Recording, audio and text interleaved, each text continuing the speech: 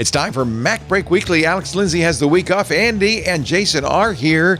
So is the snow. We'll talk about 26.2, some new features and very important security updates.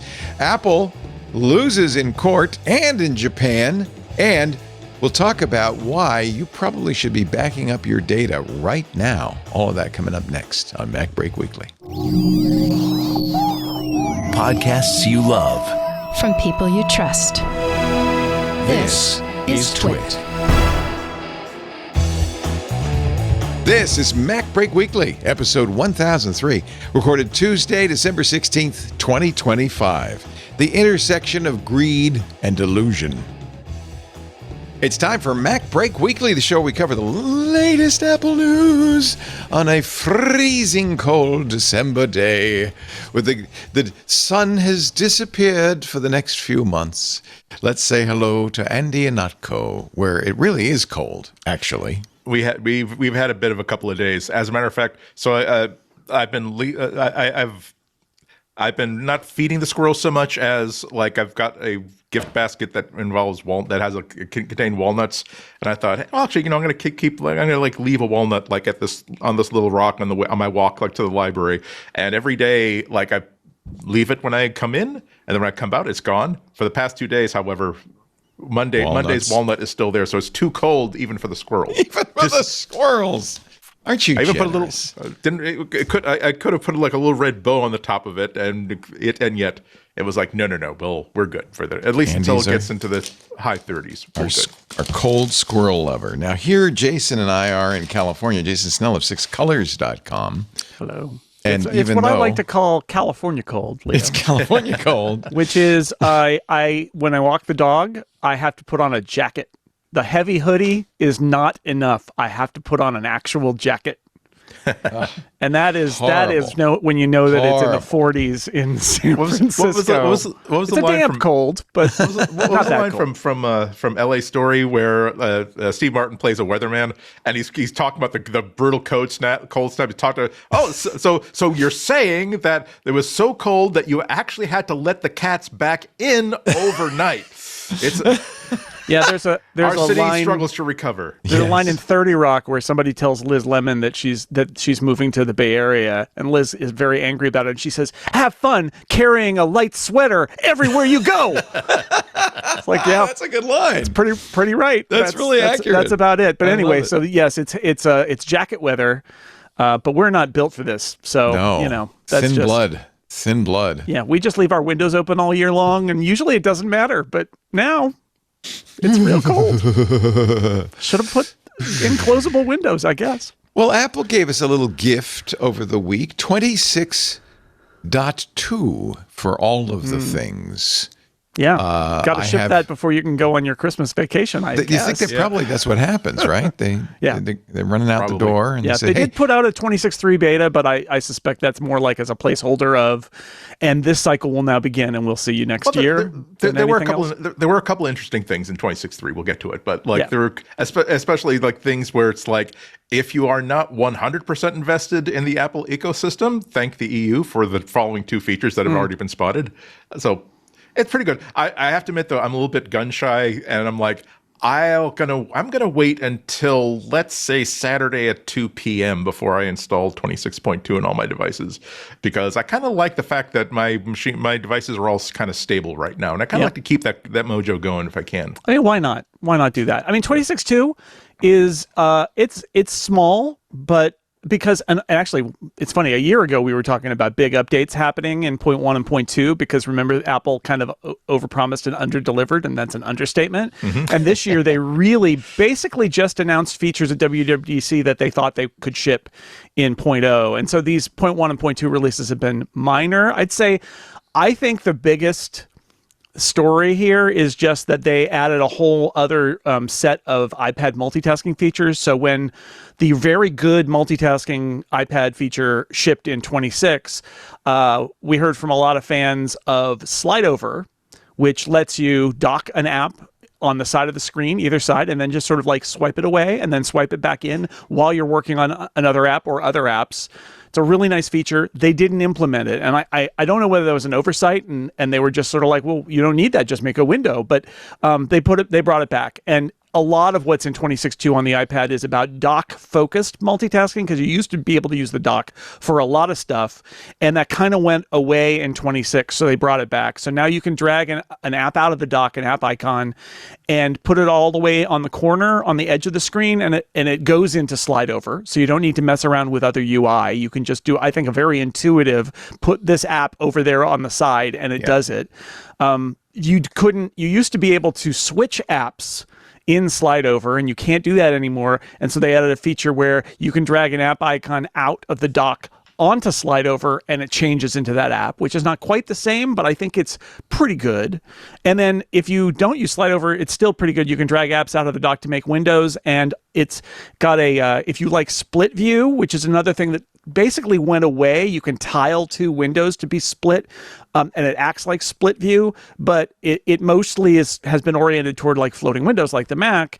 Now when you drag an app out of the dock, if it's toward the left or the right side, not kind of out in the middle, you'll actually see the preview icon change shape, and what it's doing is it's changing into one half of a split view. So actually a couple of swipes will put you directly in split view out of the dock. And these are all features that my guess is they were thinking they would do them, but they weren't ready for 0.0. So they're like, we'll get to that later in the fall, and here we are, and they've shipped it. But I think I was already super impressed with multitasking on 26 for iPad, and the fact that they have done more, they added a bunch of stuff in 0.1, including bringing slide over back, and now in 0.2, they've done more refinement. I don't know if there's more to come or not, but I feel like now it feels much more complete even than the very good 0.0 version that they shipped. So for me, that's the biggest one. And I'm really, really glad that Apple's listening to feedback. That I think it surprised them that they got so much feedback, quote unquote, about losing slide over. Yeah, that's when they found out that I mean, they didn't just simply pull this out of their ear. They feel as though they had enough metrics, enough data to support the fact that, there's some people who use it, but it's an underused feature, and we don't really, given that we're totally redoing how multitasking works in the iPad, this would be a good time to lose a feature that is clearly on its way out. But the fact that the people who do use it are just such big fans that they don't want to be without it. I'm still trying to figure out if I'm at that point now that we're at 26.2 that I'm now going to have to read up fully on how multitasking and multi-windowing works on iPad, because it's still doing some stuff that I'm not anticipating, and still doing stuff where, wait, why is there like the leftmost little strip margin of a window sort of hanging out at the right side of my iPad when I switch over, and how do I get rid of that? It's like, I think that there's a collision between multi-windowing and multiple workspaces that isn't really clicking for me. So at this point, I don't know if it's, wow, this is kind of poorly designed, and it's a little bit clumsy, because we have seen some clumsiness in this update, but it could be that it's not a given that every good feature is something that can be instinctively learned without actually reading the documentation that Apple publishes with every major release. But it's a pain point right now. My feeling, I think you're right. My feeling about slide over and split view is that the people working on these new features viewed that. Remember, that was the original multitasking. Yeah. When they did multitasking on the iPad, it was just slide over and split view, and then they added Stage Manager, and like they kept putting more lipstick on that pig until they finally, literally, they threw that code away and made an entirely new system, which is what's in 26. I suspect the people who are working on this new system just thought of slide over and split view as compromises, right? As like, oh, that's because we couldn't do real window multitasking. That's the only reason those things existed. But the fact is, people like them. And I think they were really, I suspect they were taken aback by the fact that people were kind of aghast that slide over wasn't there. Maybe they just thought, oh, that's just an old compromise, and now you've got Windows, you don't need it. But people really like that. And I mean, they said so in the beginning of the summer when that feature wasn't there. And so it takes a while to ship a feature. But I think that if they weren't already planning it, they got the message over the summer. It was very clear that there were a lot of people who just love slide over. And so I'm glad that they got it back. Yeah, and just quickly, Apple has a special challenge here, because I'm using multi-windowing almost exclusively, actually probably exclusively, on a 12.9-inch iPad Pro. I don't think that multi-windowing necessarily scales really well to smaller sized iPads. And that's where you really, really appreciate split view, where I don't need to have 3 or 4 or 5 windows all together. I don't even necessarily need to have 3 windows together. I just need to be able to have 2 apps that I can basically dip into very, very freely. And on this small screen, it is a pain in the butt to have to manage, like, oh no, that's overlapping in a way that I don't like. And so that's why split view and slide over were such interesting answers to that problem. Yeah. I mean, unfortunately, my iPad Mini is no longer supported, so it's essentially an e-reader that mostly uses the Kindle app and VLC. I would like to see how well that performs on like a modern iPad Mini, because it seems as though I'm skeptical that multi-windowing would be a good fit for a screen that's that small. I've talked to people who've done it, and they say it's okay, but like it's not ideal because the screen is so small. It's small, and remember, it's also higher resolution, I think. So everything is sort of smaller on it, so there's more space. But I wanted to mention another point two thing that is totally esoteric, but it's interesting. Apple has been boasting about the M5 being great for on-device AI. Because the M5 chip added GPU acceleration. They already added like CPU acceleration, and the neural engine is there, but they added GPU accelerators as well, because a lot of AI tasks use the GPU and are written to use the GPU, and so they said they accelerated it. And what happened is there were a few apps that seemed accelerated, and my understanding is it's not because they were brought into Cupertino to accelerate their apps, and this is all on device, like image generation and stuff that's happening on your device instead of using the cloud.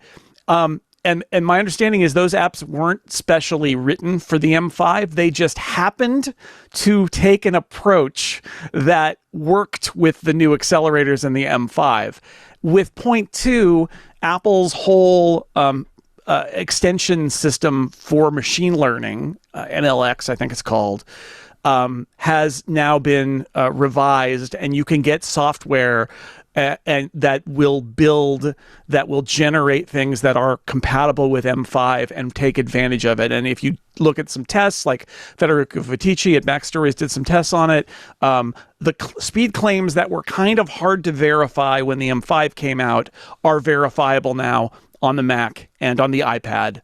And it's good to verify that speed claim, because they made a speed claim where basically nothing actually could take advantage of it, so it was hard to verify it. We can now. It is, legitimately way faster for GPU tasks. I feel like a bad iPad user because I don't use any of those multitasking features. It's okay. I mean, am I a bad person? No, I think the best thing that they did in 26 for iPad is make multi-window a mode, because it used to be if you dragged wrong, you got in a multitasking mode, and then you're like, what happened? Or a split view or slide over, and you're like, what happened? And I think it caused a lot of support issues, because even I, who has a keyboard, a Magic Keyboard, and I use multi-window mode on my iPad a bit, most of the time I'm not in multi-window mode. I don't mind just turning it off most of the time. Unless I'm doing something that requires intensive looking at multiple apps, I don't bother. And I think that's fine for the default to be classic iPad one window. And then if you want more, you can flip a switch, not accidentally, and get into it. Yeah. Okay. So you're okay. Okay. Sometimes it does stuff by accident that I don't really understand or like, but other than that, I think I just use it like I always use it. And I'm saying this so that the people at home, you lovely people at home, don't feel guilty if you're just doing what I'm doing, which is swiping back and forth between full screen windows, which seems fine. I think there's always going to be some tension between two different communities of iPad users. People like myself and Jason, who use it as not necessarily. I mean, we have MacBooks and desktops as well as iPads, but we do like to use our iPads in a very, very productivity oriented. Like, I don't need to bring 2 different devices. I can just bring this one with me, and it'll do things just fine. And people who just want a content consumption device that also can do really cool stuff. Right. These are the people who are do not understand why people are spending over $1,000, maybe even $1,300, $1,400, $1,500 on an iPad Pro with a keyboard. When, gosh, I can't. If you gave me $1,000 to spend on an iPad Pro, I could never ever use it so much to even justify that sort of thing. So I think there's always going to be tension between those two kinds of users, and I think that this is the price that Apple is paying for my belief that Apple just missed the bus on multi-touch on desktops like a while ago. It's way too late now to really do a multi-touch version of Mac OS in the same way that Windows can do it, in the same way that Android, the new versions of Android can do it, because again, they really, really put that hard partition between the two. But if they hadn't done that, we wouldn't have this tension today. The other thing, there are many things in 26.2, but you can now change liquid glass in a new location as well, the lock screen. I guess Apple's really recognizing liquid glass, maybe not the best. Maybe with Alan Dye leaving. Yeah, well, it's fine. Remember, we went through the exact same thing with iOS 7, where the iOS 7 was almost a brutalist version of iOS. It could, if it were a brick courtyard and a concrete building, it could not have been more brutalist. And eventually, they realized that this was as a hypothetical design task challenge inside our labs. This was a beautiful thing to make, but now people actually have to use it to, I don't know, make phone calls and text people with it, and they're not liking it. So we are not going to simply say, "Well, too bad. This is the OS we're giving you." It's like, nope, we're listening, and we can see where we can push a little bit harder and where we need to fall back. They haven't fallen back completely on liquid glass. They just simply said people just want the ability to dial it back where they want to dial it back. So I think it's a very, very positive thing that Apple's doing. It's not a retreat. Yeah, they're giving you the choice, which is fine. Yeah, choice is good. Lots of security updates, as we would expect from any update to iOS or Mac OS or tvOS, everything OS, Watch OS, all of it's the nice. OSs. We could just say 26.2 now and we meet everything. It's all the same. Let's see. There was a big WebKit security bug security that they patched. Okay. Yeah. I see a JPEG bug, an App Store bug. It's actual 0 day. That's 0 day. This is one of those things that don't really. If you're running in 26 now, you probably should just go to 26.2 because there are some serious security. It sounds like they shipped this. They were working on this OS. They were going to ship it anyway, and then they had this issue with this WebKit security flaw, so they rolled it into the shipping to the 26.2 and shipped it. So it does include. It's not like there'll be a patch later. Like, it's in there, so that's another reason to just update to 26.2. And credit to Apple and to the white hat hackers who find these, and it's good for Apple. They're actually starting to tell people where this came from. The red team at ByteDance, a guy running a company called Totally Not Malicious Software, anonymous researcher, Alibaba. Trend Micro 0 Day Initiative, right? Got in there, right? It's giving them credit is good. Giving them money is also good. I think they do both, right? They still have a bug bounty, although it's debated, right? Yeah. They need to keep that funded very well. Yeah, they do, because people are doing this just out of it costs money to find these bugs, and people want to be not only recognized for the work they're doing, but also compensated for all the time they put in. Well, not only that, there are people out there, bad guys out there like Zerodium, who will give them millions for a really good 0 day non-click iPhone crack, because they're going to sell that to some nation state. And so you've got, admittedly, they're going to always pay more than Apple was willing to pay, but at least you got to give them something so they can say, well, and some people, right? There are people out there who are going to be malicious and all that. I think most of these folks are not interested in selling to the highest bidder. Yeah. They just want to be able to support themselves and do this as their job. And they're essentially, if you're not going to be on staff somewhere as a security person, you can be an independent freelance person and be anywhere. And those people are super important because they're smart, and we want them, right, to not have to make a bad choice because they need to feed their family by letting them do this. Rosnia Keller, who's on Mastodon and is a long-time Mac developer, is credited multiple times, which is great to see.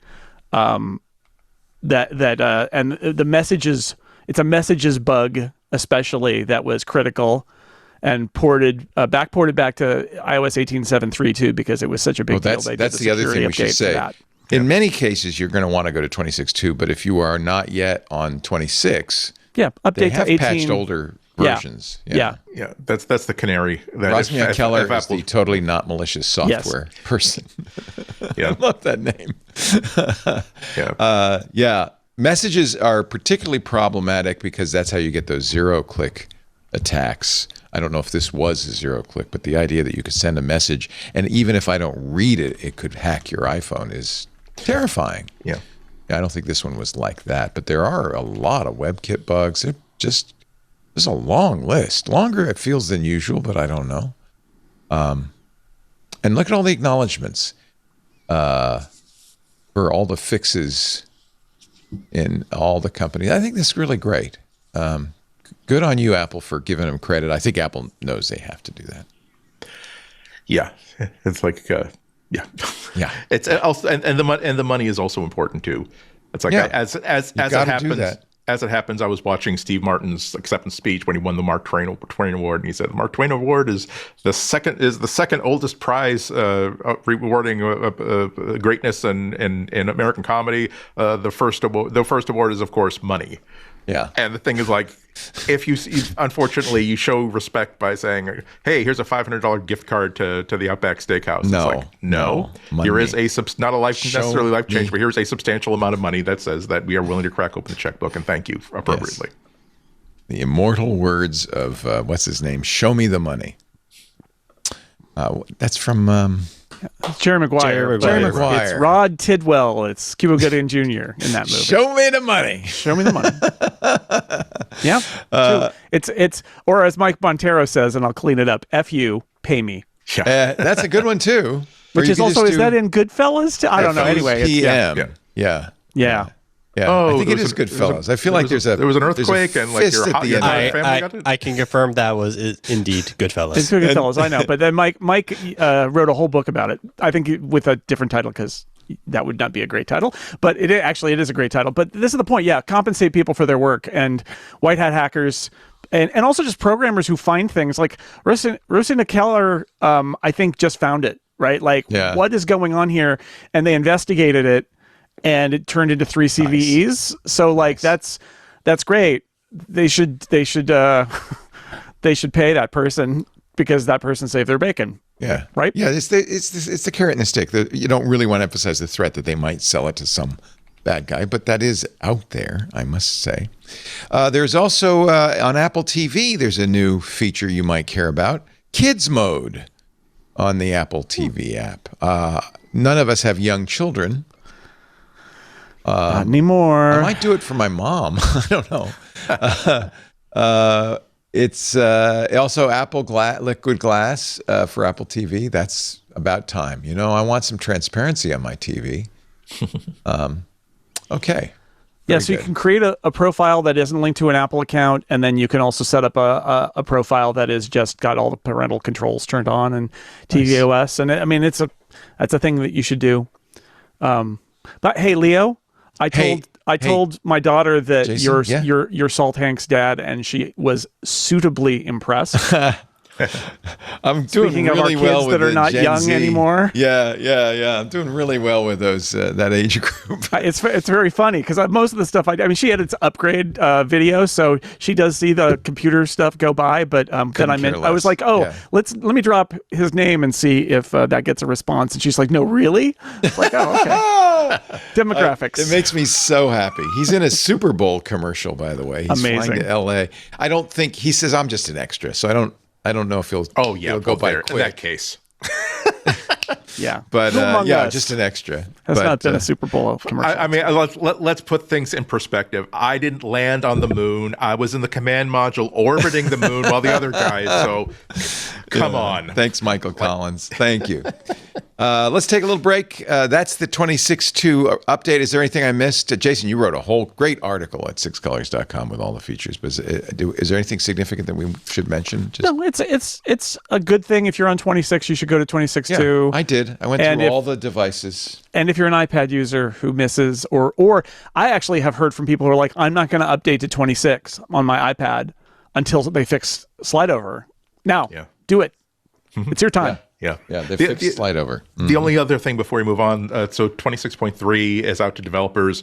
It does have a couple of interesting and significant updates. Let's talk about that. Chiefly for like I said, EU compliance. That is not the sort of thing that we pull our hair out about, but like, oh yeah, actually it would be nice if I could like buy a Samsung or a Garmin smartwatch and it could get notifications from my phone. Yeah, a Pebble or pretty much literally anything other than an Apple Watch. And so we're starting to, and the EU basically said, and of course Apple's argument against the EU was like, oh, but that's some of the most private and personal things and we can't allow. It's like, yeah, but what if the user actually wants that? And that's kind of the reason why they spent $780 for this top of the line Garmin like fitness and workout watch. So essentially there's infrastructure for that's in there. There's also infrastructure. Let's be fair. This was because the EU forced them to do it. Yeah, exactly. It sounds like it's going to be everywhere, and it's basically a Bluetooth setting that lets you take a paired Bluetooth device. This is 26.3, so this is just the beta, not the thing that shipped. And you can turn for a Bluetooth device. You can turn on notification forwarding. And that is the idea, is that you can then say, I would like my notifications pushed to this, which is really good because, as somebody who used to use a Pebble, and I know a bunch of people who are really excited about the kind of new Pebbles, and Eric from Pebble, Eric Pebble, wrote that blog post about how it was going to be bad on the Mac. Right. Because of, or on iPhones because of this. And it's like, that's bad for iPhone users, right? So it's good. Interesting that that's at least in the state that it is right now. You can only authorize one device at a time. So if you are basically, there's going to be just one holy device of your choosing. And if you happen to switch between, for my ultra marathon training, I use a Garmin, but for daily wear, I use Apple Watch, you're going to have to make a choice, or you're going to have to keep. But again, this is in that category of why weren't they doing this all along, and it's where you know what, again, the world is not going to end if you give people the option of turning that on. It's kind of like basic nutrition for the constellation of devices that people own. Okay, 26.3 coming soon. Maybe not till next year, I guess. They're all going on vacation. Well, the watch has sleep score updates. Okay. And I don't think we can we can credibly create a Vision Pro segment today, but they did add something interesting to Vision OS 26.2, where travel mode, they understand that, sometimes maybe we don't want people driving while they've got a Vision Pro on, but maybe there are people in the back seat, and maybe there are people who are in an Uber or a bus, so they've enabled travel modes so that you actually use your Vision Pro while in a moving car. So good. Yeah, which you didn't used to be able to do. And the switch to iPhone and switch to Android stuff, which is out. What is it? I think Google has enabled it in a build for their phones so far. So it's early days, and it's also signs of it in 26.3. The idea here is that Google and Apple announced that they are doing this, and I think they're doing this everywhere, not just in the EU, but I think it's because of pressure, and it's a great thing for users because they basically are going to work together, and this is the first sign of it, to build a standard system by which anybody on iOS can export their data to an Android phone, and vice versa, which not only is that great for consumers, but honestly, if that's your bulwark against people switching off of your platform, you have other problems. So I think it's great. Pro-consumer, good for Apple, good for Google. Sorry it took this long, but I love it. I love that is... It's a little like something like Google Takeout, which is like, I just want to have it. Like, it's good for consumers to feel like they're not trapped somewhere. Yeah. All right, we're going to take a little break, come back with more, including the story of one of our club twin members from Down Under who was trapped in the Apple ecosystem, but he's now been released. Maybe that's not the best way to look at it, but we'll talk about that in just a little bit. You're watching MacBreak Weekly. Oh, I didn't even mention, you might have noticed that Alex Lindsay's not here. He's off on assignment, working hard, doing something else. He'll be back next week. Our last show of the year, the Christmas week, will be a best of episode, and then we'll be back in January. So we will be here one more week, and if the good Lord willing and the creeks don't rise, Alex will join us for our last episode of the year next week. Meanwhile, it's great. It's Jason, Andy, and me. What more do you need? What more do you need? Yeah. What more do you need? Our show today brought to you by Framer. I'm sure you know the name Framer is a great place to do your website. But if you're they've got a new feature I think you're going to love. If you're still jumping between tools just to update your website, maybe you've got Figma and some other things, Framer has decided this is no reason for this to be these import-export things. Framer is now bringing together design, your CMS, your publishing, and it's all on one canvas. No more handoffs, no hassles. Everything you need to design and publish in one place. Framer already built the fastest way to publish beautiful production-ready websites, and now it's redefining how you design for the web with the recent launch of Design Pages, a free canvas-based design tool. Framer's more than a site builder. It's a true all-in-one design platform. From social assets to campaign visuals to vectors to icons, all the way to a live site. Framer is where ideas go live, start to finish. And by the way, it's free. Yeah. Framer is a free, full-feature design tool. Think unlimited projects, free. Unlimited pages, free. Unlimited collaborators, free. All the essentials you need, vectors, 3D transforms, gradients, wireframes, everything you need to design, totally free. Now, they do have a pro tier, but you don't have to do that if you don't want to. I'll tell you how you get a deal on the pro tier in just a second. Framer, though, even the free version, gives you your entire workflow in one place. No Figma imports, no messy HTML. It's faster, it's cleaner, it's more efficient. And it does now design much more than websites. You can create social assets, campaign visuals, icons, site resources, all within the tool, all without switching back and forth. Remember this name, Framer. Framer stands above the others because it's more than a site builder. It's a true design tool. It also just happens to publish professional production-ready sites. If you're ready to design, iterate, and publish all in one tool, start creating for free at framer.com/design. And use the code MacBreak and you can get a free month of Framer Pro. That's framer.com/design and use the promo code MacBreak, framer.com/design. Promo code is MacBreak. Rules and restrictions may apply. Framer. Thank you, Framer, for supporting MacBreak Weekly. In court, Apple got a little bit of a defeat. Tim Sweeney is jumping up and down. You may remember the scathing judgment handed down earlier this year by Judge Yvonne Gonzalez-Rogers, saying that Apple had willfully violated her 2021 injunction to open the App Store payment system. Apple appealed, of course. Ninth Circuit Court of Appeals has come down with a ruling that Apple's initial attempts to replace the 30% VIG with a 27% VIG has a prohibitive effect, quote, had a prohibitive effect in violation of the injunction. They held against Apple. That appeal failed. The appeals court said Apple acted in bad faith. And so now I guess it's done, right?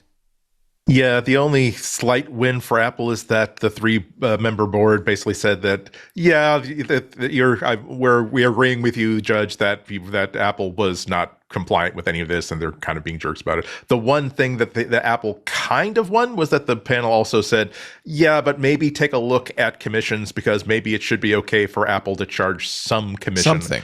Whereas just not 27%. Exactly. And Epic's position, of course, which of course they did not lose any time in posting a blog post, was that no. You should get paid for what you Apple should get paid for what they have to do to technically, mechanically scan this content to make sure that it's not going to be harmful. But that's it. Nominal fee. That's it. They should not be profiting off of our work. And the truth will probably be someplace in between. Yeah, I mean, that's an extreme view, right? Which is the idea that no one should ever make any profit margin on anything if they're in the middle is a little bit much, right? Like that's kind of ludicrous. Because in fact, what Tim Sweeney wants to do is have his own Epic web store, in which he will be the middleman and Yes. make money off of it. Yes, exactly. He wants to make the money instead of Apple making the money. Exactly. That's all. But it is in the middle here, and I think this is a good result. But the problem is going to be that Apple, we kind of know how this is going to go, right? Apple may respond by doing what it's done in other cases, which is, oh yeah, we're going to do a new thing because that one is too much, and it'll end up being, what they did in the EU. I think it was like, it's complex. It's sort of like this for this percent, and then this gets added on, and if you do this, it's this other thing. But yeah, I think that in some ways, I think this is a victory for Apple in the sense that it's saying you can't ban all commissions, right? Oh, okay. Like that's that opens the door for Apple to set another commission percentage that's not 25%? egregious. And then, maybe it's 20%? Who knows? Or it's more complex than that. They but have I a think 15 Epic's gonna already, still be mad. right? For big guys. I think the smart thing for Apple to do is just say, well, we're going to make that 15 for everybody. Well, the little guys are 15. I think in-app purchases for things that are 30, and a lot of games, that's where they make all their money. People don't like Fortnite, for instance. It's a really funny argument because, yes, has Apple earned anything for that? No, it's not rent-seeking. really, other than building the system. And then they're just charging a toll. At the same time, it's also digital goods that have zero value. So other than the cost of Epic or anyone else creating those things, creating an unlock for a feature or a gem or whatever, it's a little rich to say that Apple is the only one exploiting people here, because these things have no intrinsic value beyond the basics of it, but they end up being an enormous profit center for game developers, especially. So, I think, nobody's going to defend Apple taking 30%. I wonder, I think what Andy and I are both going to be watching in this is, how snotty does Apple get in responding to this? Do they say, fine, 28%? Or do they say, okay, 10%, and if you're this, you get a 5% off, and if you do this, it's 10% more, and whatever? Is it something that everybody will look at and go, especially a judge will look at and go, that's reasonable? And Epic won't agree, but maybe that will still make it better for everybody. Yeah, it was weird. It was always a weird. In addition to just being snotty about it, which is something we agree upon, it always was a weird argument because if you imagine you're having a conversation with your 9-year-old child, in which you basically have to help them to understand the fallacy of the argument, you would have to say, so you're basically saying that the services that you give to people who sell through the App Store have zero value whatsoever, Apple, because it turns out that even if someone wants to sell through their own App Store, you're charging them the exact same amount.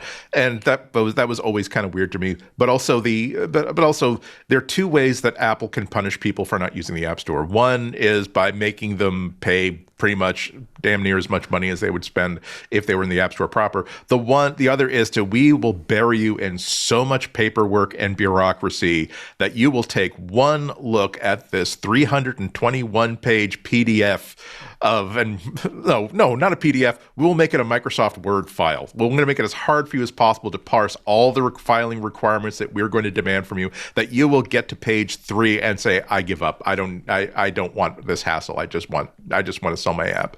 So this is clearly an ongoing thing. I mean, yeah, Jason, we're wondering at one point, does Apple decide that, okay, we believe we have fought this as hard as we possibly can. We don't believe there's a potential for any greater wins than what we've already won so far. It's time to figure out a way to remake our App Store in a way that is going to be accepted by worldwide regulators, because all these countries and all these governments are not letting this go. I don't think this is that moment. I think that they're going to continue to argue. Again, the only win was that the judge was basically said, yeah, Apple should get some sort of a profit off this. And so Apple gets to basically haggle about. I don't think they'll go to 27.2%, but they will say, we're going to see, here is the largest amount that we think will not get us hurt by the court and laughed out. Yeah. And we're going to anticipate. Yell at us again. Yeah, Exactly. I mean, remember, because we talked about this back then. This was that moment where Apple was like, "Oh, we did fine," and Judge Rogers was like, "No, you didn't. You lose everything now. No commission for you." And these judges are like, "Yeah, I know why you're mad, but you can't do that. You need to actually let them set a commission. You can't." So But again, Apple has to please Judge Rogers with what they do. And I think it's her discretion. In charge. Okay. So it's interesting because the headline really tells you something about the writer of the headline. For instance, Ars Technica says, in the Goliath versus other Goliath section, Apple loses its appeal of a scathing contempt ruling in iOS payments case. But then Mac Rumors says Apple wins ability to charge fees on external payment links. It's the same ruling, just, glass half full, glass half empty. Tim Sweeney was pretty scathing. He said, and I don't think he's wrong when he says, when people are afraid of Apple, he said, the fear of retaliation is what has led many iOS developers to pay 30% without complaint because Apple has, quote, infinite power to retaliate, end quote. Yeah. He calls this a totally illegal exercise of soft power, which to me may be saber rattling, but maybe an indicator that he wants to pursue this even farther. Remember what kicked this all off? It wasn't that, gosh, we don't want to pay this and let's start litigating this. It was Apple said, okay, not only can you not have Fortnite in the App Store, we're going to pull your developer license so you can't develop anything for any of our platforms. At which point it started. They yanked his developer. Well, I mean, technically it started when they shipped a hidden code in their app that turned on external purchases of in-app purchase items in Fortnite, at which point Apple yanked that from the store because they wanted this fight. Epic wanted this fight because I believe not only does Tim Sweeney believe this on business grounds, but I think he also believes what Apple is doing is wrong and that he is the one person, he thinks anyway, who has the guts to stand up to them and willing to fight for, and he will. And here's the thing. He's an extremist, basically. He has an extreme position here. There are a lot of people who fight for rights who are extreme. EFF, right? I love the EFF. I don't agree with their positions on a lot of things because sometimes they are taking the most extreme position, but I'm glad that they're fighting. Yep. And if the result is an improvement that is fair, I think that that's good. Tim Sweeney will never be satisfied, right? He will, like Hamilton, never be satisfied. But if the judge is satisfied and it's Apple charging less when they used to not want anything at all, they just, you don't do it. And if you do it, we want all the money still, then the consumers win. So like that's why you have the judge in the middle. And Tim Sweeney can he will have changed Apple's policies positively by doing this, even if he's not satisfied at the end of the day. Yeah, my position has always been that there's absolutely there are cases in which the people who are trying to get Apple to change their ways through the courts are absolutely pursuing a legitimate claim. There are times where it is self-serving, and there are times where it's both. It doesn't necessarily negate each other. However, I'm always of the position where when you have companies that are this large, and there are a lot of not just Apple here, the great thing about cases like this is that it forces these companies to say, no, you don't just get to say, we are doing this to preserve the integrity and the safety of our users. So, okay, great. Then you should be easy enough for you to prove this. Give us your proof. Show us the documents that actually demonstrate this. And no company with that kind of power should never have to say, right, show your paperwork, show your homework. Right. Yeah, I mean the idea, this is a classic Apple thing where they say, well, we're here to protect you. Yeah. And the attitude is that if it's not inside Apple and done by Apple, it's dangerous. And this is why they've ended up having a policy scheme that's like links. URLs are dangerous. They could kill. This URL could kill you. This giant credit card processor, right? Like, oh, you don't want to use Stripe. You don't know, maybe there's bad people back behind Stripe who are going to steal your credit card.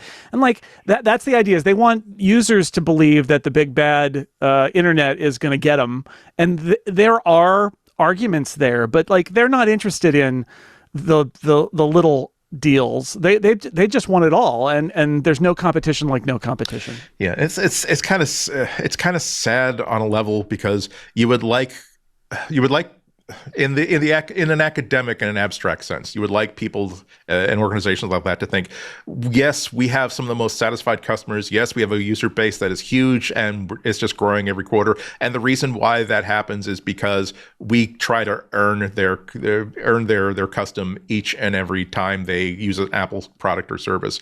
When if part of the pillars of that growth is that we are going to really put the hurt on anybody, whether it's a developer, a user, anybody who wants to leave our ecosystem, or at least invite in a competing set of earbuds or a competing watch, we're just going to try to keep people as Apple Watch users and iPhone users, because we're going to make it really, really hard for them not to be that thing. That's not working from a point of pride. And so you hate to see that no matter who's promoting that sort of thing.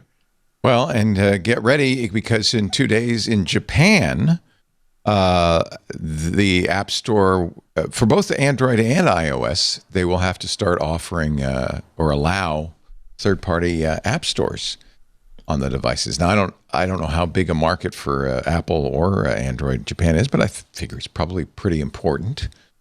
And that's done. That's a done deal. That starts in the 18th. So yeah. I feel like it's dominoes, right? That this is just going to eventually be global.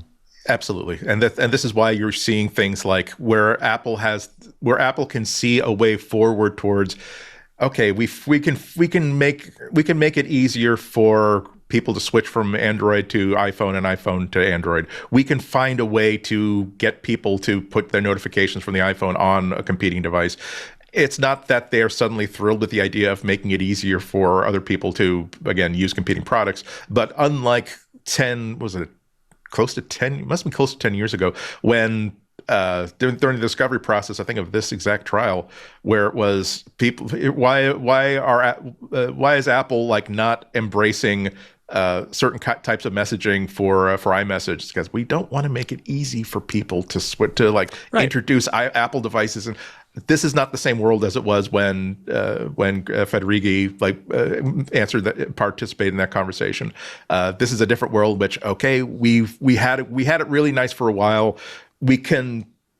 It's a natural thing for us to try to be as selfish as possible, because sometimes selfishness is not necessarily it's just a word. It's not necessarily a bad thing. Self-interest, let's say, we're going to act in our own self-interest. However, the window for us acting in our own self-interest all the time without any repercussions is over. We have to figure out how we're going to live in this new climate, and we're going to fight tooth and nail for some things, but other things there's no point in fighting this, because we can't flip the bird at 18 governments at the same time. You have to choose one or two. And the idea that they're going to have to come up with a scheme that works for them and that works for everybody, that's different, and they've resisted having to do that. But I'm gonna cart out. I wrote about this a couple of years ago. Apple already built a scheme that's open, that still allows Apple to have a lot of control over privacy and security and provide its own app store. It's what they did on the Mac, and they could do that on iOS and iPadOS. And I think they would be just fine. I know I'm not saying it would be easy. I'm saying Apple already came up with a system that allows the Mac to run anybody's software and verify developers and kill malware as it spreads while letting you install software from other locations. And I think in the end, they're already doing it a little bit in the EU. They're going to lean on the choices they made to build that system to revise the iOS system. And I think they can do it. And I think it will be okay when they do it. And I think what we've seen in the EU, and if Alex were here, he would say this too, is not a lot of people are using alternate app stores in the EU. But the idea is that if you could have a global audience and you have something that Apple doesn't want to exist, you could still sell it. And you could still give it away. Because right now, if Apple doesn't want your app to exist, you've invested in an iOS app, it's a native app, it's not on any other platform, and Apple says no, you have no recourse. You cannot put that on that device anywhere other than, I guess, the EU, where they have alternative app stores. It's just that's not a way for devices to be. Apple will still control most of the app market, and it will be fine, but there will be the ability for other developers to go their own way. It only seems right. It works on the Mac. It's worked for years on the Mac. That's what I think that's where they're going to end up. Yeah, and a lot of this is about Apple not necessarily being violently opposed to, again, notifications on external devices or sharing Wi-Fi network passwords to other devices. Sometimes it's like it's going to take time for us to do it the way that we as our corporate culture would want to do it. So it's not just something. Okay, we're going to vibe code 100 lines of code and add it to the OS, and great presto, suddenly saved Wi-Fi passwords can be pushed onto Android devices. Gruber, I think a few weeks ago, had a post about that. He had some sources that were explaining exactly what was going into notifications on other devices and sharing Wi-Fi passwords. And it really was, here is how we want to do this in a way that in our culture is going to be safe and secure, and that takes time. And again, people like me who get curmudgeonly about this would not be quite curmudgeonly if Apple were not so publicly virulent about this. Or if they did not hit time to hit Command Shift Option 8, which pastes in, we are only interested in preserving the integrity and the security of Node. Tell us that we're not necessarily opposed to it, but you don't understand how difficult that's going to be to do it in such a way that will protect the safety and the integrity and the security and privacy of our users. It's, again, remove that keyboard mackerel and I'll stop complaining about this sort of thing. All right, let's take one more break. More to come. You're watching MacBreak Weekly. Andy Iannacco, Jason Snell. Alex has the week off. He'll be back next week. Somebody was asking, and I'll repeat it. Next week is December 23rd, the Christmas Eve. And we are going to do a show Christmas Eve. Or Christmas Steve, as Christmas some people mention it. Is that Festivus? When is Festivus? I don't want to miss that. I gotta make sure I get the airing of grievances in time. We'll figure that out. I did not hear any grievances. But then again, I haven't checked my Twitter. It may be there are some grievances next week. And I hope Alex will be here for that. By the way, somebody's saying it is. That's what I thought. Yes. So Festivus next week. For the rest of us. For the rest of us. We will celebrate. And then the 30th, everybody's going to take that week off. And so we'll have our best of show. And then we shall reconvene next month. So just as a kind of calendar thing. Our show today brought to you by our friends at OutSystems, the #1 AI-powered low-code development platform. I think you need to know about OutSystems because they solve a really common problem in business. We've had it. We've faced it. The build versus buy conundrum. You could, of course, solve your problems. We wanted a sales system, right? So you could solve your problems by going out and you can look for podcast sales systems. None of them quite fit, but, you could buy it and you got it and it does something. Or you could do what we decided to do at a great cost, and it was probably a foolish move, build your own. That's buy versus build. So we built something. Actually, Jeff Needles, one of our employees, did a very nice job, built it, then left and says, no, I'm not supporting it. We still use it, but it has some bugs. If two people try to work on the same, document, it crashes, things like that. And then we have to call somebody to reset it. It's build versus buy. Neither one is exactly right. Well, there's now a third way thanks to OutSystems. Organizations all over the world are creating custom apps and AI agents, but they're doing it on the OutSystems low-code platform. And with good reason, because OutSystems is all about outcomes, helping teams quickly deploy apps, and by the way, AI agents and other AI tools, and deliver results. Because OutSystems they've been doing low-code for years, but they have now added AI in addition, which means it's fast, it's efficient, it works really well, and the success stories are endless. For instance, they helped a top U.S. bank deploy an app for customers. This is a customer-facing app that allowed customers to open new accounts on any device. 75% faster onboarding times. The customers loved it. The bank loved it. They helped one of the largest brewers. Well, it's right there on the screen. I don't know why I'm being so coy. They helped one of the largest brewers in the world deploy a solution to automate tasks to clear bottlenecks. It delivered a savings of 1 million development hours. And you ain't pay those developers minimum wage, I can tell you that right now. They even helped a global insurer accelerate development of a portal and app for their employees, which really delivered. It gave their agents a 360-degree view of customers and a way to grow policy sales they'd never had before, and it was a huge success. This is the true third way, build versus buy versus OutSystems. The OutSystems platform is truly a game changer for development teams. With AI-powered low code, teams can build custom, beautifully purpose-built, built-to-order, tailored systems, future-proof applications, because you can always upgrade it. You built it. and AI agents all at the speed of buying, as quickly as buying, but you get all this infrastructure built in because it's OutSystems, fully automated architecture, security, integrations with other software tools, data flows, permissions, all the stuff you want, you need, is there already.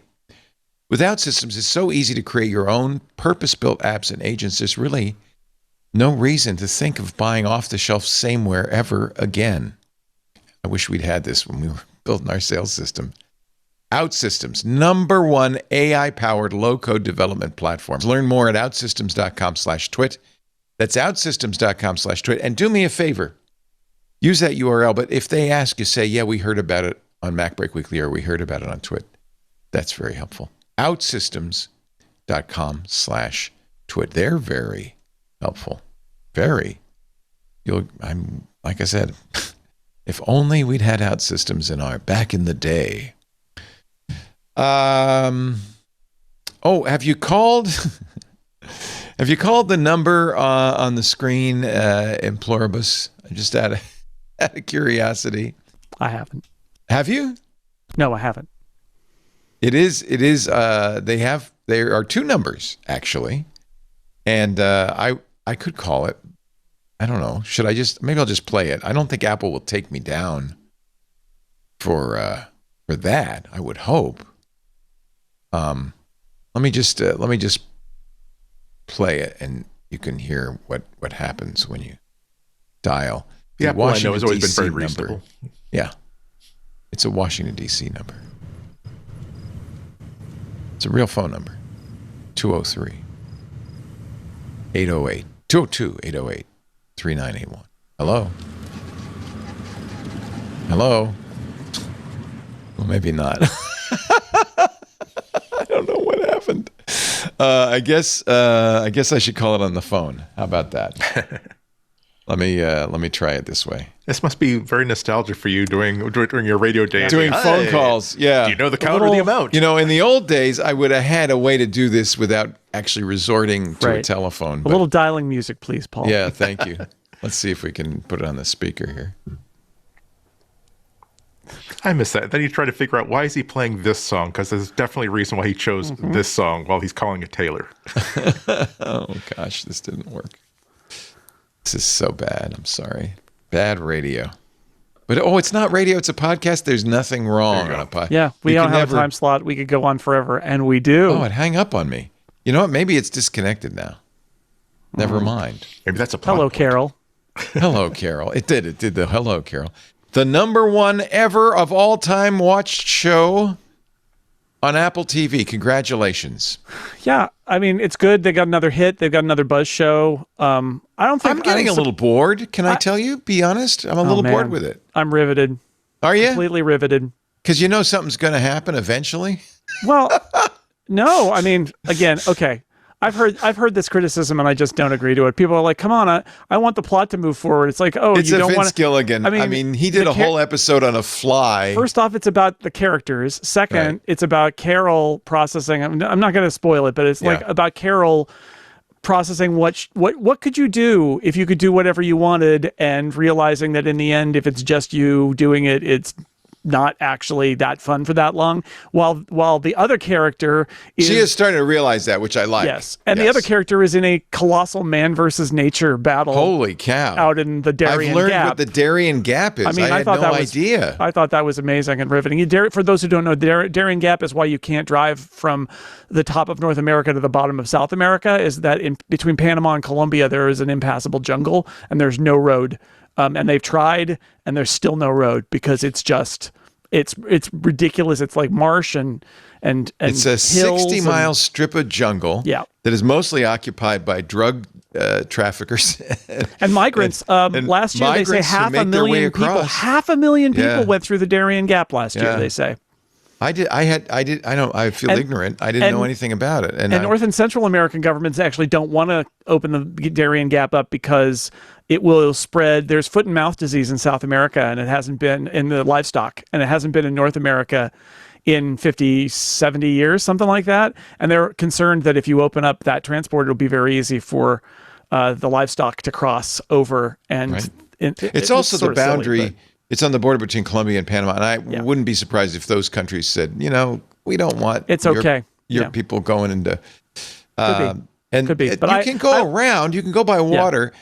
And we won't explain why there was a ferry, although there isn't right now. But but you could even get a boat. But we don't explain why this person is doing it the way he's doing it. You have to watch the show. He needs to be a man versus nature in a real sense. There, I want to say, not too surprising, given that it's a buzz show and people are talking about it, and that it's doing well for Apple. Also, we could probably guess that Apple TV has probably got.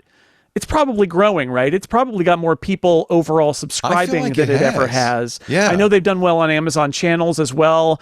I think that it's a growing service. And so obviously a growing service, the raw number is going to be higher, right? Their ceiling is higher. Right. But still we're talking about Severance, which had a lot of buzz, and Ted Lasso, which had a lot of buzz. And for this to surpass it is, Apple paid a lot of money for this show. Lots of different people were bidding on it. Oh, really? I didn't know that. It was very expensive. Yeah.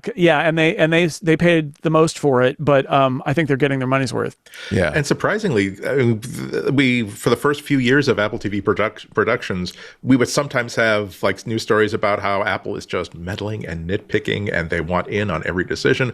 And whereas if that either that is not inoperative, or they decided, well, this is the guy who did Better Call Saul and Breaking Bad. What if we just let him do his thing? I was surprised a little bit of nudity, which I don't remember ever there being in an Apple TV show before. It was very mild. Yeah, they're not too worried about it. I think also the perception that it's like Eddie Q and Tim Cook are giving notes. It's Zach and Jamie, the guys they hired from Sony, who've been running Apple TV since the beginning, and those guys are pros, and those guys are at the top of the chain, really. And I think Eddie talks to them, and that's it, right? Like so it really is quite remarkable for Apple actually to set up this entire other business that is not in their area, and that they brought in outsiders to run, and that it's been very successful. But I think it's been successful for that very reason, that they brought in pros, they gave them a budget, they said, go make a great service, and then they let them do it. And they've made something that is basically, they're striving for HBO level, and they really have done a great job, I think.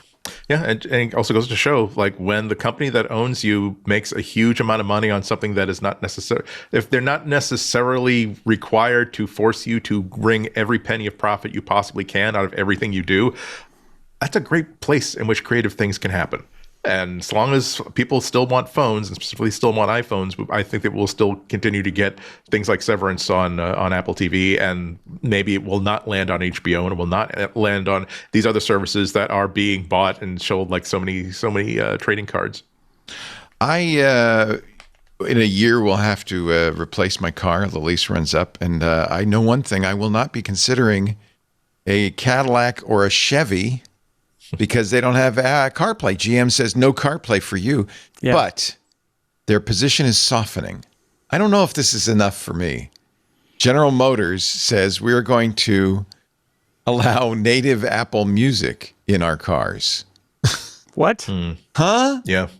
That, I guess it'll be an app, right? An Apple Music app. I want CarPlay.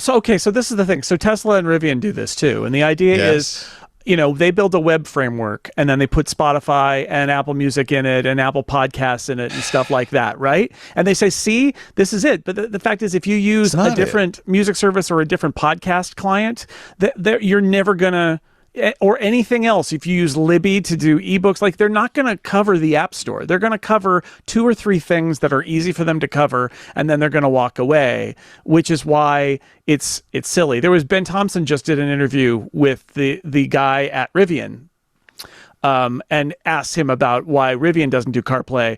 And that guy is so high on his own supply. His answer was basically, well, in other cars, you want CarPlay because the experience is so bad. No. But at Rivian, we're committed to doing such a great experience that you want to do CarPlay. And it's like, dude, 1, you can't. And 2, that's not it. The reason is all our data and apps are on our phone, and we would like to use them, please. And then his other argument, the Rivian guy, was we think that CarPlay is a take over the screen experience, and we wouldn't want to do that because it hides all of our important things. It's like there are plenty of cars that could put CarPlay in a window with your controls around it. And also, he said Apple wouldn't like a window inside a window experience when they literally let you put an iPhone inside a Mac last year. So what are we even talking about? The guy, again, to rephrase again, high on his own supply. It's ridiculous. Yeah, it's there are two different sides to this. One of which is like, there's no reason not to have CarPlay. There's no reason not to have Android Auto. Okay, that's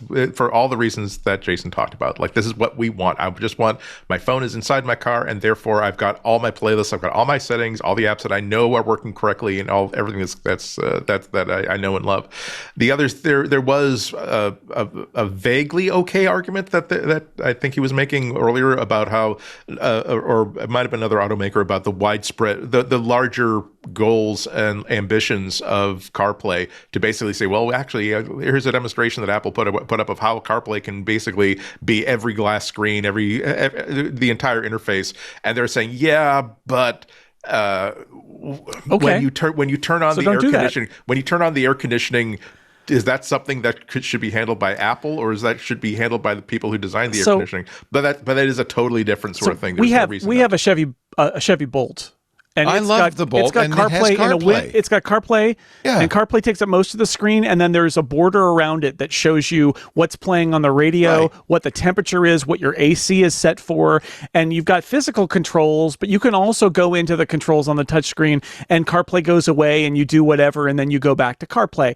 It's not unreasonable. I do think. See, I think it's an excuse. I think that the especially the EV makers, but in general car makers, are saying, well, when we're doing smart driving or battery, smart maps that are guiding you to a charger, and you need to know the current state of the battery on the car, we have decided like that's a better experience in our UI. And maybe it is, although there are car makers now who are using this new Apple Maps feature that actually lets the car tell Apple Maps how much battery they have, which is interesting, right? Like, you could do that, but I'm receptive to the idea that, like, nobody, when you're in a car, when you're in a Rivian, you want to use Rivian's maps probably because it's going to know where you can charge, and it's going to know, and it may navigate you there, and it knows the status of the battery and all of those things. Okay, fair enough. But like, that argument only goes so far, because the argument against CarPlay is this absolutist straw man argument, which is like, they're going to take over everything, and then our software is not going to be there. And it's like, that's not it. That's not what people want. People want to use their podcast app or their audiobook client, and also your implementation of Apple Music is not going to be as good. It's just not, because you're not Apple. You're using an Apple API on whatever platform you're on. It's not going to be as good. So, it's so anti-consumer, and I was disappointed because I think Rivian's done a lot of really interesting things, and the fact that he is still at the point where he thinks that they can out-interface Apple and that they can beat the App Store on your iPhone, it's just delusional. Yeah, I think that there's something to be said. Again, I'll it's part of the discussion, so I'll say it in their defense. This part of it, that when designers design a car, they want to design the entire car. They want to design the speed cluster. They want to design the buttons, the tactile buttons and the virtual buttons. And maybe they don't want to give up that. But the bigger thing that's so shady about this kind of absolutist policy is that, no, they want all the data. They don't want to have to go through the privacy. They don't want people to have their behavior inside that car controlled by Apple privacy guidelines. Okay, if they want to see, like, what are you listening to inside this car while you're going, they want to collect everything so they can categorize it, collect it, package it, and resell it, because that's another profit center for this vehicle. So yeah, it's shady as anything that they are sticking to this idea of no. The people don't want Apple CarPlay. People don't want Android Auto. They want our own bespoke solutions. Are exactly what are we know the Cadillac customer. It is the children who are wrong. Exactly. Well, I am very happy with our Bolt that has CarPlay, but there's no way. Sorry, GM, you should listen to your customers. Yeah. I'm going to buy another GM car, or a Rivian, or a Tesla. I had a Tesla, and I didn't like it. I mean, I didn't like that aspect of it. I really wanted CarPlay. And once you get CarPlay.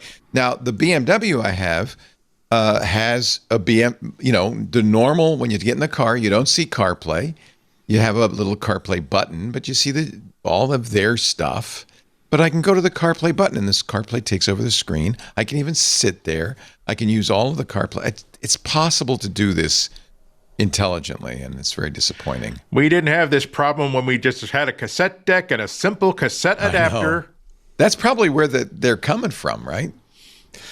They're just coming from a point of greed and delusion. The intersection of greed and delusion. The intersection of greed and delusion. That's how Steve Jobs would have put it. Apple has bought two new buildings in Cupertino, pushing their local real estate spend past $1 billion. They got the money. In July, they picked up a $365 million four-building Matilda campus. And now another pair of buildings for $350 million, and now a $166 million three-building Cupertino Gateway complex. They're all near the original campus. They're on Stevens Creek Boulevard, which those of us who've ever lived in San Jose know that street name very well. It's where the auto dealers are. Yeah, and that's basically where Apple is down at the Cupertino end. I mean, you talk about a company town. Also, a bunch of these things are right by Tantau, which means they're right across the freeway from Apple Park. And if you've ever been over there, it's surprising that there are any buildings left that aren't owned by Apple. Yeah, no kidding. Also, I don't know if some of these buildings may have been rented by Apple and now are just being bought. Yeah, so probably. They are. I mean, almost every space in Cupertino, if you've ever been over there, is Apple. Like, Apple has spilled out. For those who don't know, Apple Park and Infinite Loop are not it. It's also every other office building between those two. Like, everywhere you go, there's more and more Apple. It's not just in those two main areas. They've got lots of different stuff going on in different places. And so, I don't know if it is the most company town of any town. I mean, I guess like the SpaceX Starbase town that they incorporated at their launch facility in Texas might be. But like Cupertino, so much of Cupertino is Apple at this point. I'm surprised there were more office buildings for them to buy. It's amazing. But it's a great location. Kudos for them for kind of staying where they were born and kind of taking it over. They're committed to that area. Yeah. That's where they started, and that's where they want to be. Yeah. And the fact they that have they're buying plenty of offices and other So these are literally it's two office buildings on the west side of Tantau, where they already have like 5 buildings on the east side, and the building behind them, away from Stevens Creek, is an Apple building, and then next to that is the shopping center with the restaurants and stuff. If you've ever been down there, so like it's literally. It would be shocking if they didn't, buy those buildings, because it's practically on campus already. Yeah, a lot of the major ones. I read the article in Silicon Valley that it is a sublease of an existing. Valco. It's Valco 3 and 4. So these were already Apple office buildings. They're just buying the buildings. Is it the old Valco Shopping Center? It's on Valco Parkway. They're still redeveloping the Valco Shopping Center. And they're gonna, there's a huge plot of land across the street, across Wolf Road, that they're redeveloping. Some developer is redeveloping, and they're going to knock down most of Valco. And that land is so valuable. Whether you put houses there, or whether you put shopping there, or whether you build more buildings for Apple there, they will buy them. But yeah, this is. I'm looking on Apple Maps, and they are labeled Valco Parkway 3 and 4. But like, why rent when you can buy, right? If you're Apple. You got the money. There's probably tax breaks for buying. Do you think, I don't know that many people work at Apple. You do. Is it depressing if you get the job at Apple and you're not in? I think there's some status, right? Like if you're in the park, you are kind of the creme de la creme in that way. Right. And now it's an interesting thing where I feel terrible if I were in one Valco center. Yeah, well, I don't know. So here's the thing. I think different groups are in different places. I think a lot of Eddie Q's group is now in Infinite Loop. So Infinite Loop is now sort of the second campus, right? And there are a bunch of buildings around there, but I think different groups are in different places. I think if you're in the region of Apple Park, if you're in Tantau or even Valco and you're right there, you're probably feeling pretty good because you are a short hop from Apple Park. But I don't know. I mean, I don't know all the details of that.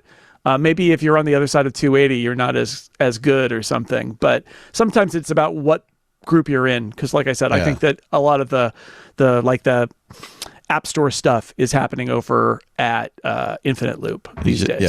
Yeah, you just have to live with that. Infinite Loop's the old old HQ that is still there, and they're still using it, and it's not like they and this was when Apple Park opened. People were like thinking, oh, all of Apple is going to move into Apple Park, and it's just not true. They have dozens of buildings in Cupertino and Santa Clara and Sunnyvale, and like they're all over, and they you cannot turn around in Cupertino without seeing an Apple sign on a building. So we were talking about Japan, we're talking about the EU. Now the UK is pushing for nudity-blocking software on your iPhone and your Android phone. They want technology companies to block explicit images on the phone and computers by default. Think of the children, with adults having to verify their age to create and access such content. That's what? No more selfies in the bathroom. What are you nuts? This is a story from the Financial Times in which they have sources that say that the government wanted to push for this directly, and they realized that no, we're going to have to move slowly on this and get, of course, the inevitable sign on from everybody who's going to agree with this. So basically, they are looking at ways that they can encourage Google and encourage Apple to do this sort of thing. Good luck to them, because this is exactly the sort of thing where it's like, nope, we fight. And we're putting on the table, we simply do not make available in this country services that would require us to comply with this, because this breaks everything. This basically I just want to tell the UK that here in the United States, the number one holiday gift giver to children in need are the strippers of America. So think of the children, but think of the strippers who are thinking of the children. Okay, I just saw that stat. Okay, you may not believe me. Citation needed. I'll look it up for you. I feel like we just had this conversation too, but again, it's like, first off, this is super nanny state. Like you're telling, you're basically saying every adult has to opt into some sort of. It tells you something blocker. That Britain has a safeguarding minister, the minister of safeguarding. But even if you go with that and say, you know what, I would also not like to be surprised with any nudity, and that's a great feature. I'm glad it's turned on by default instead of me being an adult and turning it on if I feel that way. The age verification thing, it is the government saying that some entity must verify you using documentation, at which point some entity has all of your documentation and personal information. And maybe it's Apple, maybe it's the government, maybe it's a third party that is unreliable and will disclose it. Do you want anybody? Should the conditions of me using my phone be providing a passport, right? Yeah. And you allow, by the way, page 6 to have nudity. Why can't my iPhone have nudity? Yeah. We were born naked. It's okay. Calm down. It's just impossible. It's also my least favorite type of government attempts to regulate, which is, we don't know if this is even practical or feasible, but we're going to make a law that basically says technology will save it. You guys figure it out. And here are the penalties if you don't figure it out to our liking. That's like, this is not even an argument to be made. This is you have to immediately be suspicious of the reasons why they're asking for this, and all the reasons that have nothing to do with child safety and CSAM. It really is about you can't if you allow that kind of screening on device, you're essentially saying that everything has to be, we want the power to compel a company to examine content before it's encrypted and is therefore out of control. It's like, no. It bugs me that in order for me to visit the IRS or the Social Security website, the federal government asks me to provide ID to a third party, ID.me. That bugs the hell out of me, but I don't have any choice. What are we doing here?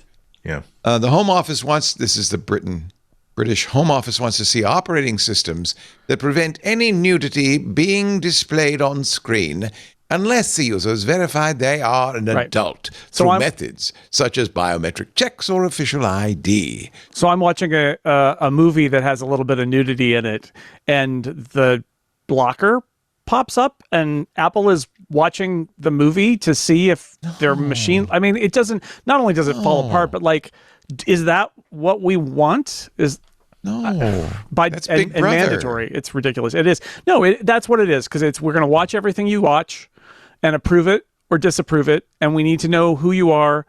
And remember, there was that story a couple weeks ago about how in India you have to provide ID to get a SIM card, so they know based on what SIM is in use where you are, because it's tied to your ID. It's like, this is all about putting more personal information in the hands of people who, in a lot of cases, can't be trusted. I would trust Apple to verify my age more than some other entities would, but like any third party that you give that to is increasing your chances of being tracked or having it leak and having your identity stolen. Like, it's just such a bad idea. It's made by people who don't understand the ramifications of the thing that they're talking about. It reminded me of that classic, was it the Washington Post, where there was an op-ed that was like, the wizards can come up with a magic golden key that fixes encryption. Yeah, right. It's like, no, you don't understand what you're asking for here.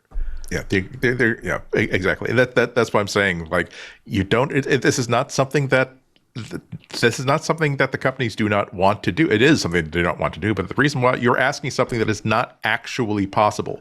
And it doesn't matter if you say, well, too bad, we've legislated it, go figure it out.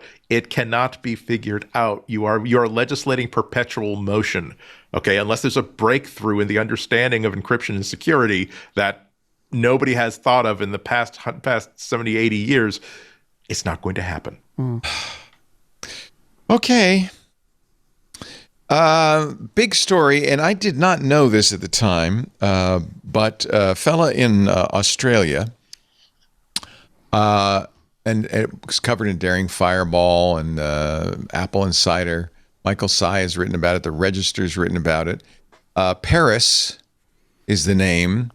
And I think an Apple developer who has created some interesting Apple sites for developers. He says, I don't know, I don't want to gender him. I think it's a he. It's he. Yeah, Paris Buttfield-Addison. Okay. And he says, I'm writing this as a desperate measure this is his blog post, after nearly 30 years as a loyal customer, authoring technical books on Apple's own programming languages, Objective-C and Swift, spending tens upon tens of thousands of dollars on devices, apps, conferences, and services. I think most of us would say that's us. I've been locked out of my personal and professional digital life with no explanation and no recourse. And how did it happen? He bought a gift card at a major Australian retailer. He doesn't say the name, but he says, think Walmart, for those of you in the United States. The code from the gift card could not be redeemed. It was a $500 Apple gift card. He was going to use it to pay for his iCloud storage plan. The code failed.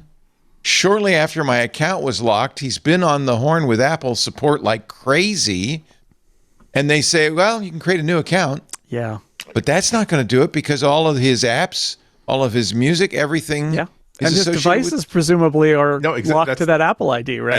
And that's part of his complaint, that none of these actual devices are unusable because I'm logged out of all my accounts.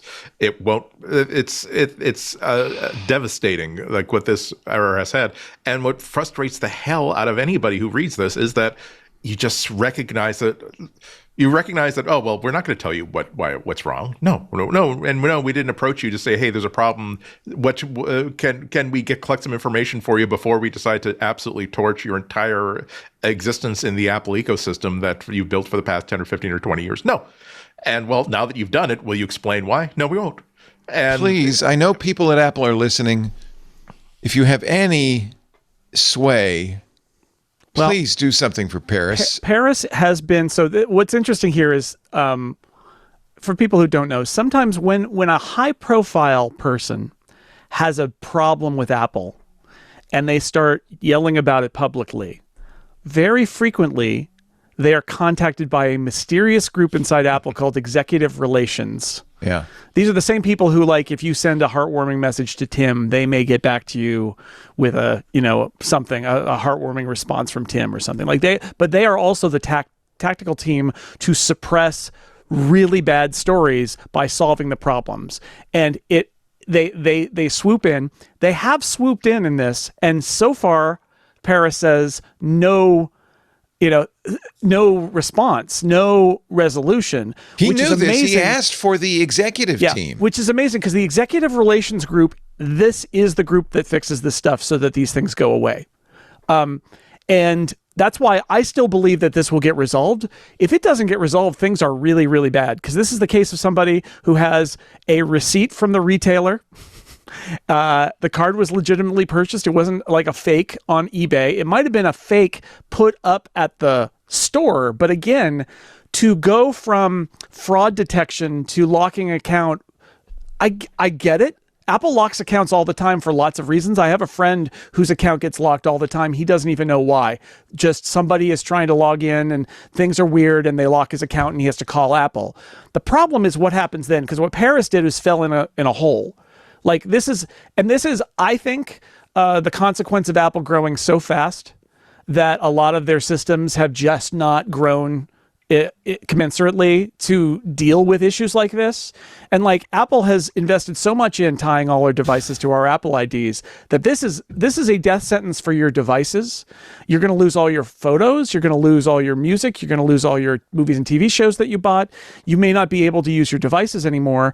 There has to be a process, and it has to have some level of transparency.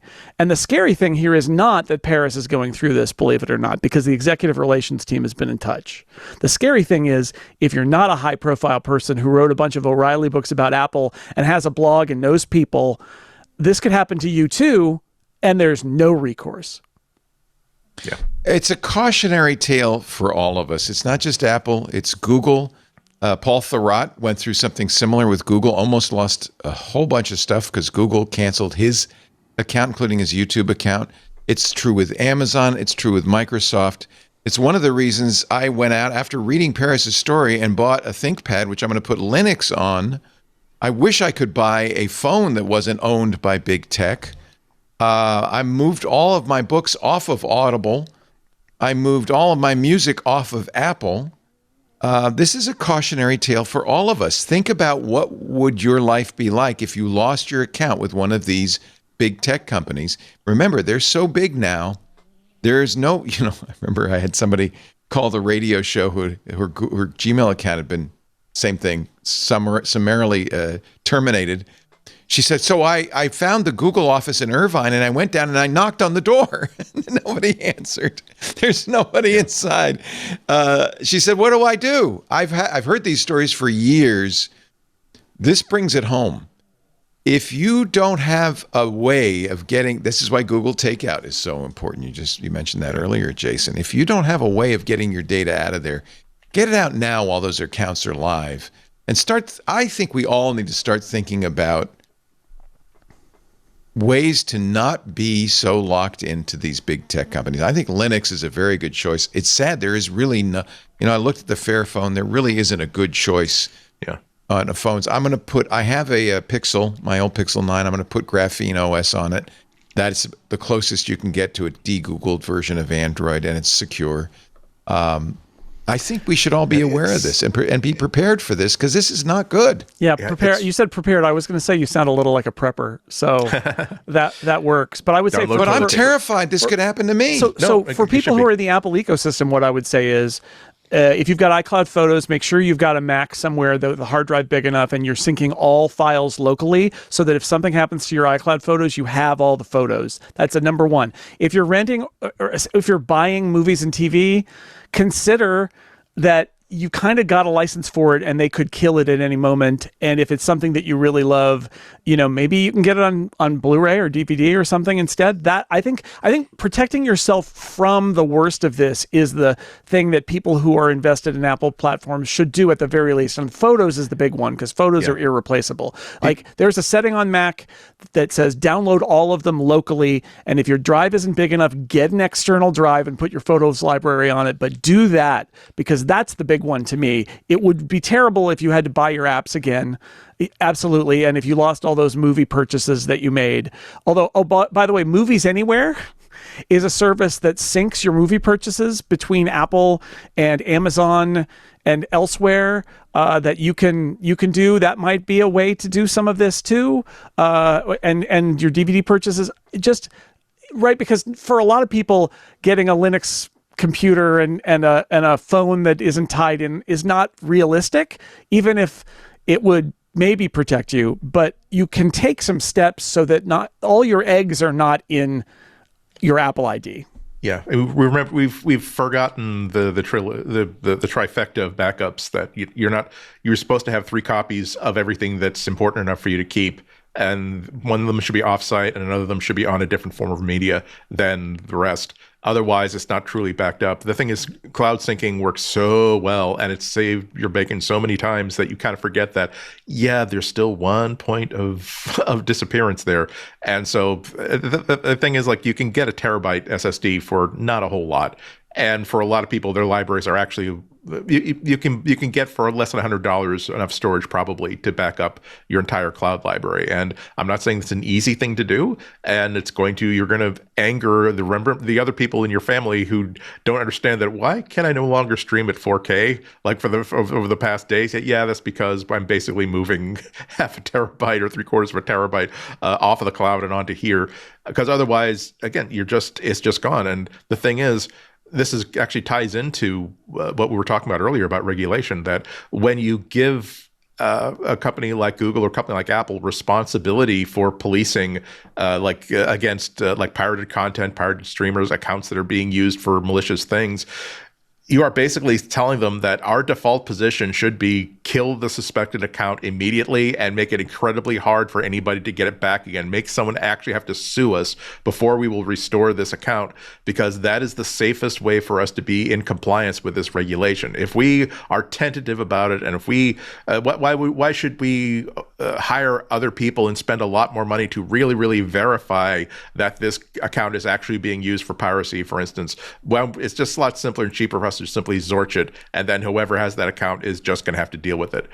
It's a huge, huge problem. I mean, I have Dropbox, I have iCloud, and I have Google Drive, and I really have to set myself a twice-a-year reminder to say that make sure you pack a lunch, get all that off that thing, and have a local copy of it, because otherwise, it's the difference between Paris's problem, which is that 20 years worth of stuff is destroyed, and getting it back again is going to rely on the good graces and the intervention of PR, and saying, damn, that's annoying. It's a good thing I have that 10 terabyte hard drive that I spent $200 for that has a complete backup, but boy, what a pain in the butt. Grr, and then move on with your life. The black box is the thing that I think is the most disturbing. And again, it's Apple culture, and it's also, I think, a vestige of an earlier time when Apple was not responsible for, it's over time, the Apple ID has grown and grown and grown and grown in terms of connecting all of your data and your devices together. And the rest of the support system just hasn't really. And the black box nature of it is the other problem, is so not only is support sometimes seems overwhelmed and under powered to do anything, but there's no clarity about where you are in the process. At least developers who have their apps rejected know that they have an appeal process, and it's internal, but there is an appeal to somebody else, and that's a frustrating black box process. But it's consumers. I'm not saying that the EU needs to do a rights of consumers thing that creates a whole weird Apple court structure or something for support issues, but Apple should be trying to get ahead of this. And if there is not an organizational will, and there isn't somebody leading the charge here, there needs to be somebody who looks at this and says, this shows that our process is broken, and our fraud detection is having adverse impacts that are just exposing how bad we are at taking care of customers like this, where they have no idea what's going on. Because it's very hard to believe that that Paris is at fault, right? Paris got a bad gift card, almost certainly, but got it from a legitimate retailer. There needs to be a process to say, we get it, your track record is perfectly clean, we're sorry that this happened, we can't honor the gift card, but we'll turn your account back on because we know that this is a one-off or whatever. And if it keeps happening, then it's a different story. Yeah. But to do that, you have to communicate. Apple doesn't ever want to communicate. They don't want to talk about their processes. They don't want anything out in the open, because part of their culture, from Steve Jobs especially, is don't let anybody see anything that happens on the inside. Don't tell anybody anything unless you absolutely have to. And that attitude is kind of toxic, And if you're a company that prides yourself in good customer service, you can't have it. So I hope that the end result of this is not just that Paris gets his account back, but somebody at Apple says, why did this happen? Some executive, maybe even Tim Cook, and says, don't let this happen again. Fix this, because they need to fix it. It calls to mind a number of years ago when Apple Music started up, and the lamented, not late, but retired Jim Dalrymple had his entire music library killed by this first version of Apple Music, because Apple Music said, oh, well, I see a track whose name and title I recognize. I'm going to replace it with this version that I have on our server, not knowing that, no, this is a live version and a special thing. And Apple it's bad when one of the most biggest audience, when one of the journalists with the biggest audience and strongest voices gets undone by a bad Apple service. And even then, it took a while for Apple to essentially do what it had to do to get his data back. And you think about all the people who do not have that kind of reach and do not have that kind of power, where it's just like, no, I don't want you to send me a fourth email that says, we know how much this might be frustrating.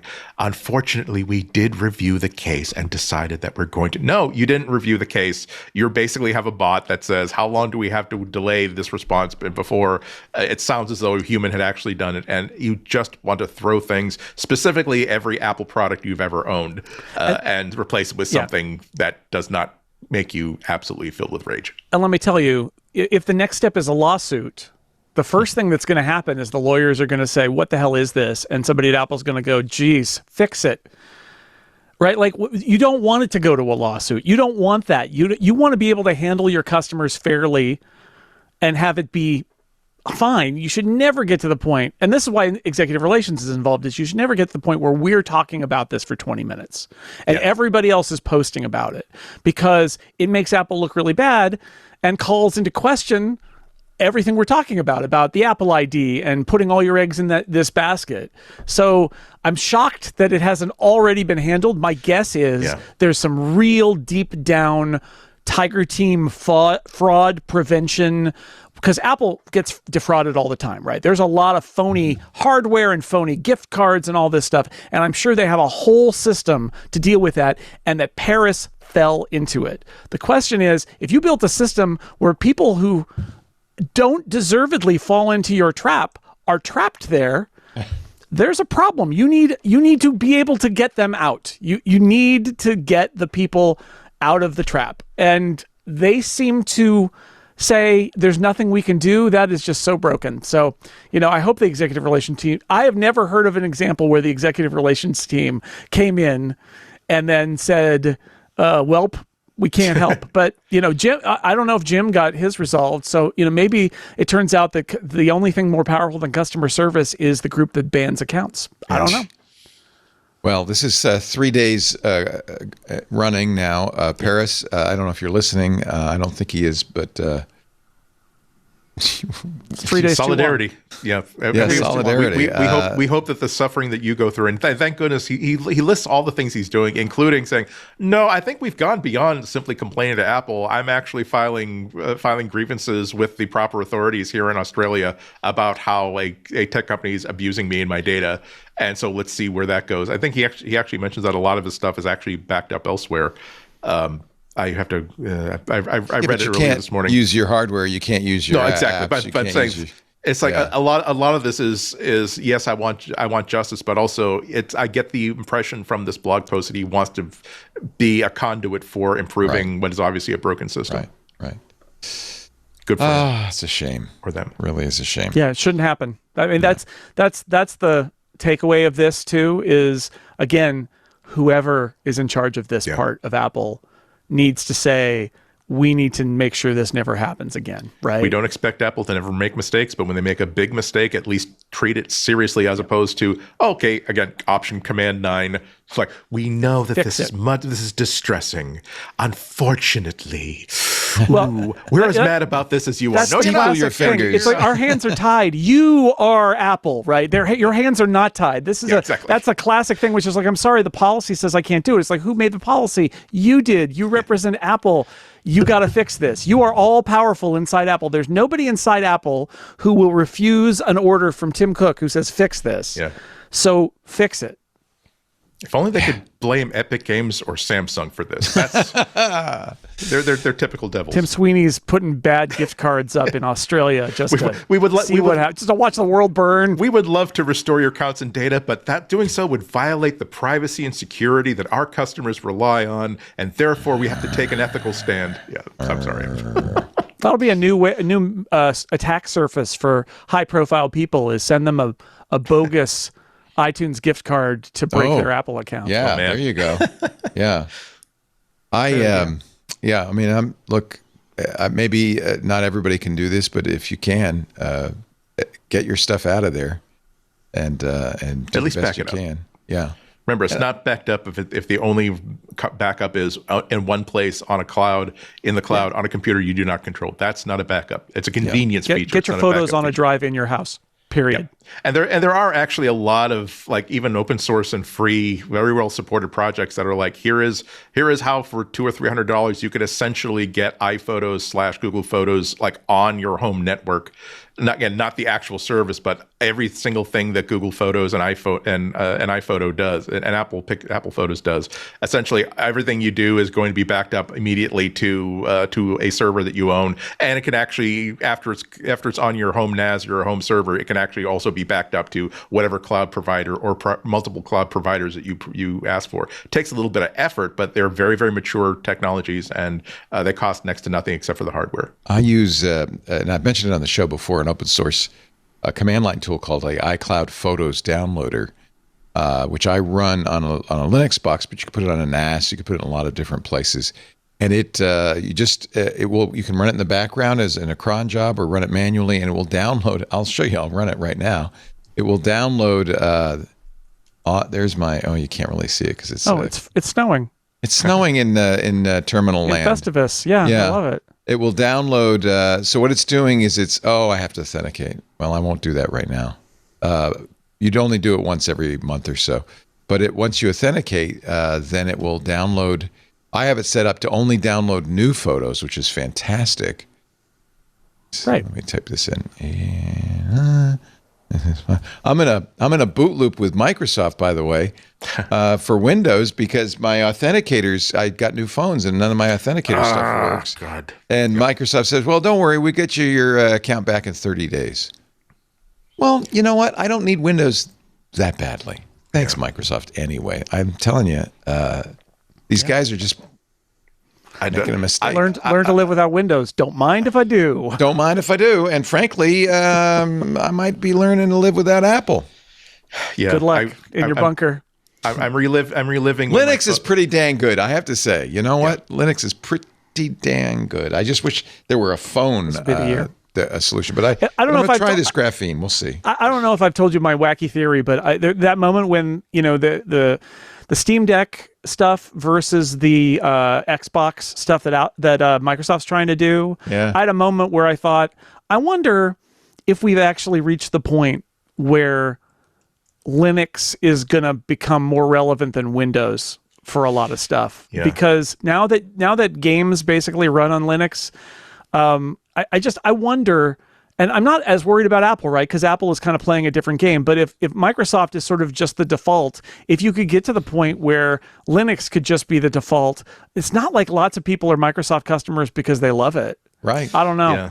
I installed the new Pop! OS a couple months ago, and it's like, ooh, it's good. Is really, really good. It's and good. A lot the things that drive me up a freaking tree about Linux, like there's an app store type experience. No, it's a very clean interface. They fixed a lot of there are drivers for pretty much everything on like the couple of devices that I use.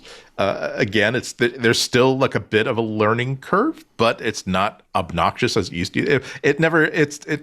It used to be that using Linux as an actual like day-to-day basis had to be a lifestyle choice. Kind of like I own a classic car. I want to own and run a classic car as my daily driver. Now it really does feel like, no, it's a legitimate alternative. It's a platform that you can choose to use, and it runs like stink on a $35 ThinkPad that I bought at the MIT flea market like 5 years ago. So, yeah, exactly. All right, we're going to take a little break. More to come. You're watching MacBreak Weekly. Alex Lindsay has the week off. Andy Anako is here, as is Jason Snell. Our show today brought to you by this. I hope it's not too late. Have you done your holiday shopping yet?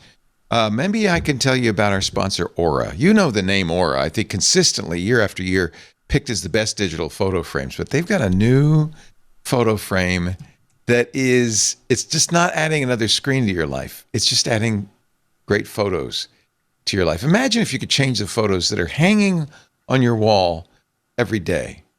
You know? All those photos that are in your, computer, I have 60,000, something like that you never see. What if they could just show up on your screen, on your wall, as a picture, like a real photo? Well, this is the Aura Ink. It's Aura's all-new, cordless, color, e-paper frame. And notice something. No cords! Meet Ink, Aura's first ever cordless, color, e-paper frame, featuring a sleek 0.6-inch profile and a softly lit 13.3-inch display. Ink feels like a print. It functions like a digital frame and, perhaps most importantly, lives completely untethered by cords. With a rechargeable battery that lasts up to 3 months on a single charge, unlimited storage, and the ability to invite others to add photos via the Aura Frames app. It's the cordless wall-hanging frame you've been waiting for. And by the way, they just added a new feature. It's not in the ad because they added it last week. You can text photos to it. You can send photos via iMessages. So what this is going to be the don't tell my mom, but her Christmas gift. All the family photos are going to be on here. And when there's new pictures of the grandkids opening presents, I will message them. I'll text them over to the frame and she'll see them that day. That is awesome. Aura's put a lot of engineering into this. It's a breakthrough in e-paper technology. Ink transforms millions of tiny ink capsules into your favorite photos, renders them in vintage tones. They look like a photo on the wall. They really do. That's partly because of the design innovation. It's a graphite-inspired bezel, a paper-textured matte, the glossy glass in front. It looks like a piece of decor. It's not another screen in your living room, and I didn't really want that. Unlimited free photos. You just download the Aura app and connect to Wi-Fi. This is the gift to give family members, especially, I think, grandparents, anybody who appreciates innovative design and cutting-edge technology. Actually, kids, if they're in college, it'd be good to have something on the wall, reminds them who people who are paying the bills still exist. Sleek, subtle, and stunning ink blends the warmth of a printed photo with the versatility of an e-paper frame. No cords, no fuss, just your memories, beautifully displayed wherever you want them. Head to auraframes.com/ink to see for yourself. Support the show by mentioning us at checkout. That's auraframes.com/ink. Act Now, they are offering a limited time holiday discount, but that ends soon. It looks great with black and white photos, by the way. A lot of my photos are black and white. Looks fine with artwork as well. In fact, I have to confess, I've put some AI-generated images in here just because I think they're fun and I like to see them every once in a while. This is one that I did for our Dungeons and Dragons game of Sagbottom the Cheerful, the bard that I played. And look how great that looks. It looks like a painting in the frame. Isn't that great? auraframes.com/ink. Highly recommended. Oh, you can't hang it on the wall. And by the way, it does portrait and landscape mode automatically. But they also have again, the engineering is so cool. They have a little magnetic stand that just clicks in and it can go, either portrait or landscape. And it just clicks in so that you can take it out, put it in. Am I doing it right? There we go. And it doesn't fall out. I think this is in every way, they've put some real thought into this. It's very nice. I'm going to put it right back where it was on my wall. auraframes.com/ink. Did we bring the site down? Coinpig says I can't reach the site. Okay, well, go there in a minute. I didn't mean to do that. Sorry. A lot of people interested in this, I think. Let's see. What else is going on? I guess we have a lot of rumors. I don't know. Are we ready to start talking about the next iPhone? It's pretty certain at this point it's going to be a folding phone, right? There's a lot of supply chain evidence. Along with the others. Yeah. There are a couple of rumors. One the premium one. Yeah. Yeah. There are a couple of rumors. One of them is that they're going for truly an all glass display that wraps around like all the corners. There's and most of them, unlike many weeks, like this is not like these are not Gurman rumors. These are like supply chain rumors. Another rumor is that with the foldable, that they're going to have to they're not going to be able to do Face ID, so there's going to be a fingerprint sensor like in the power button or something like that. I like that. By the way, that reminds me of old Android phones, right? Where the curves, was it a Samsung phone? Yeah, it was full. Samsung did that. The Pixels used to do that. My Pixel 7 Pro does that still. I'm not sure I love it because you got to make, the thing is like what happens when you put it inside a case? Are you adding gestures that are now? Like it. Yeah. It's also, you have to ask how difficult is this going to be to take apart so that you can do a repair like 4 years down the line?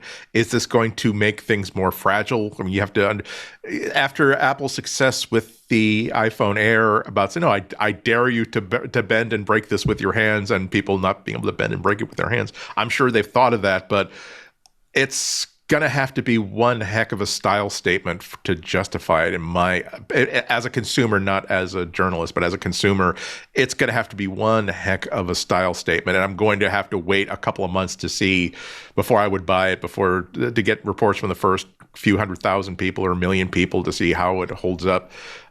Again, I just don't think I wish that maybe it is a personality sort of thing. Like, I just want to have my phone inside a case. I don't want to have it like absolutely bare naked to the world. I want to have it inside a case for any number of reasons. And so once you put it inside a case, a lot of these style decisions that were made kind of get negated because how many times did the design team at Apple like cry because, oh my God, we designed this to be like the most beautiful object. How much thought did we put into this color of orange? And you immediately put it into like this pink sparkly iPhone case that you got for like $8 on AliExpress because you quote like it. Is that they're a little out of touch because they get free phones, right? So if they drop their uncased phone, it's not the end of the world. No, they do a lot of testing. They have a lot. Do they assume that people aren't using cases? No, Apple makes a lot of profit on cases too. Yeah, I do think they approach it as a design ideal, and they know that some people don't use cases, and they want to make it look as good as they can in that scenario. And then if you put a case on it, they sell cases that they think look good, and that's fine. I did notice that, especially with the newest iPhone models, you end up with a very large camera cutout that goes all the way across now, right? And one of the advantages of that is that means that your color is that much more visible through a case in that sensor area. And I actually thought that was kind of clever because that allows it to shine through. Like, do you have the orange one? Well, then you're going to have the orange accent up there. Do you have the blue one? Then you'll have the blue accent up there. And I think that is Apple trying to get a little bit, like, poke a little bit of their design out of that case that you put on it, whatever it is. But, I mostly go caseless, and I take the risk because I just prefer the feel, but most people don't. And that's part of it too. I'm intrigued by the folding phone only because I do love my iPad, and the idea of having something that might be my phone and also an iPad mini intrigues me, but we'll have to see how they implement it and if they do something like split view for that or what they choose to do with that. And then, lots of sources say, and Gurman says this, that the phone the following year is going to be the Pro phone will be a real kind of reinterpretation of the iPhone, where they're going to try to make it, as featureless and sleek, and that platonic. Again, they're always endlessly searching for the Johnny Ive platonic ideal. The cultural ideal inside Apple of less is which I think is the goal. Yeah. I think is a good approach to take, as long as you don't let it wreck your usability, right? Like, I think that's always the balance there, is that it is both those things. But I don't mind the guiding star of Apple being that the iPhone should be a mostly featureless, highly polished pebble. And because I think it has driven them from the original iPhone to where they are now, and I think that's a good place. But they always have to keep in mind that if you do something that makes it look better and harder to use, you've failed. Yeah. Also, the other problem that Apple faces is that the iPhone, it's beautiful, it's well designed. It is also a fleet vehicle, meaning that they're the only manufacturers of iPhones, which means that they want to make it as beautiful and well designed as possible, but it has to be a design that appeals to all of the 10 million people that are going to buy this. So they can't do something like the Nothing phone, which is delightful to see what they're doing. Like the idea of, well, what if we had like an OLED display on the back that could either just have fun little graphics when the thing is face down, but also could be used for like timers, could also be used for like a selfie preview. Like what if we just for no reason we made it look like a gadget from Tron and just put light bars like zigzagging from the back of it? What would that look like? And the people for whom that looks like an amazing thing that I want to own, congratulations, they can buy that. But Apple can't be as radical as that because they have to make sure that whoever picks this up is going to understand it, want it, and not be confused by why they made the choices that they did. Yeah, and they ship in such volume that they have to make anything they ship, they're going to sell millions of. Yeah, and so you can't just say, "Oh, this is a little weird one that a few like that." That isn't. We decided to put a hand crank on the side of it. The scale is so enormous that they can't do that. But what they can do now that they're selling, like this year, they came out with 5 different iPhones. Right, there are 5 different iPhones that are on the 2025 model year, the 16e, and the 417s that came out this fall. The advantage of that is Apple can make phones at the high end, especially that push in weird directions and might be more expensive or might not appeal to everybody because they have other phones you can buy that do have more mainstream appeal. And it gives them a little freedom to do that where it's like, well, if the 18 Pro is too much or the 19 Pro, or if they call it iPhone 20, right, they will probably also be selling a 19 or whatever that is more like the iPhone you're familiar with. And they can do that now because they've got 5, in addition to the older models that they still sell, they have 5 brand new models, and that's a lot of models to choose from. All right, one last break and then get ready because your picks of the week are coming up. You're watching MacBreak Weekly. Alex Lindsay has the week off. Anna Dianaco is here. Do you celebrate on the 25th or are you going to do pierogi Christmas in January? I do both. At my household, it was great because we would have like the big family, extended family Christmas like on December 24th, 25th. And then we would also do Russian Orthodox Christmas, in which would be pierogi, would be kibasi. Dad would source mushrooms from an exotic store because he wanted to get exactly the kind of mushrooms and the honey and how fun. It was fun. It was like, imagine like a Christmas dinner that was just for your immediate family and not any pressure on it whatsoever. It's just something that you look special. forward to. And Mom would make her bread, which is the one that 2 times a year she would make the bread. And it's like, oh. I've never asked you this. Were your parents first generation? No, but they were both. 3 of my grandparents were immigrants. Okay, and the 4th was a first generation American from Russia. Italian American. 2 from Czechoslovakia, 1 from Italy, and 1 was the daughter of an Italian immigrant. Oh, so immigration is. My grandma was an Italian immigrant. Yeah, and then on the other side. Well, we sort of immigrants. We were descended from Hessian troops that were brought in to fight the Patriots in the Revolution. Oh, awesome! That's awesome. I'm watching the American Revolution. Ken Burns, and they talk about that. Talk about the Hessians. About a bunch of them stayed afterward. Yeah. That's right. It's great. My father used to one tradition for a little Christmas that he didn't carry over. Where he told the story about how like my grandfather would like just. My dad would come home from school and like they couldn't use the bathtub because there was a huge live carp or something in there that my grandfather bought before the feast because of course this was like must have been like the 40s or something. Wow. And it's like no, he doesn't have like they don't have a refrigerator. They don't have refrigeration. Yeah. So it's like I just always love the idea of like I just need oh that's right, there's a big carp in the bathtub. It must be time for Christmas. There is a carp in the bathtub.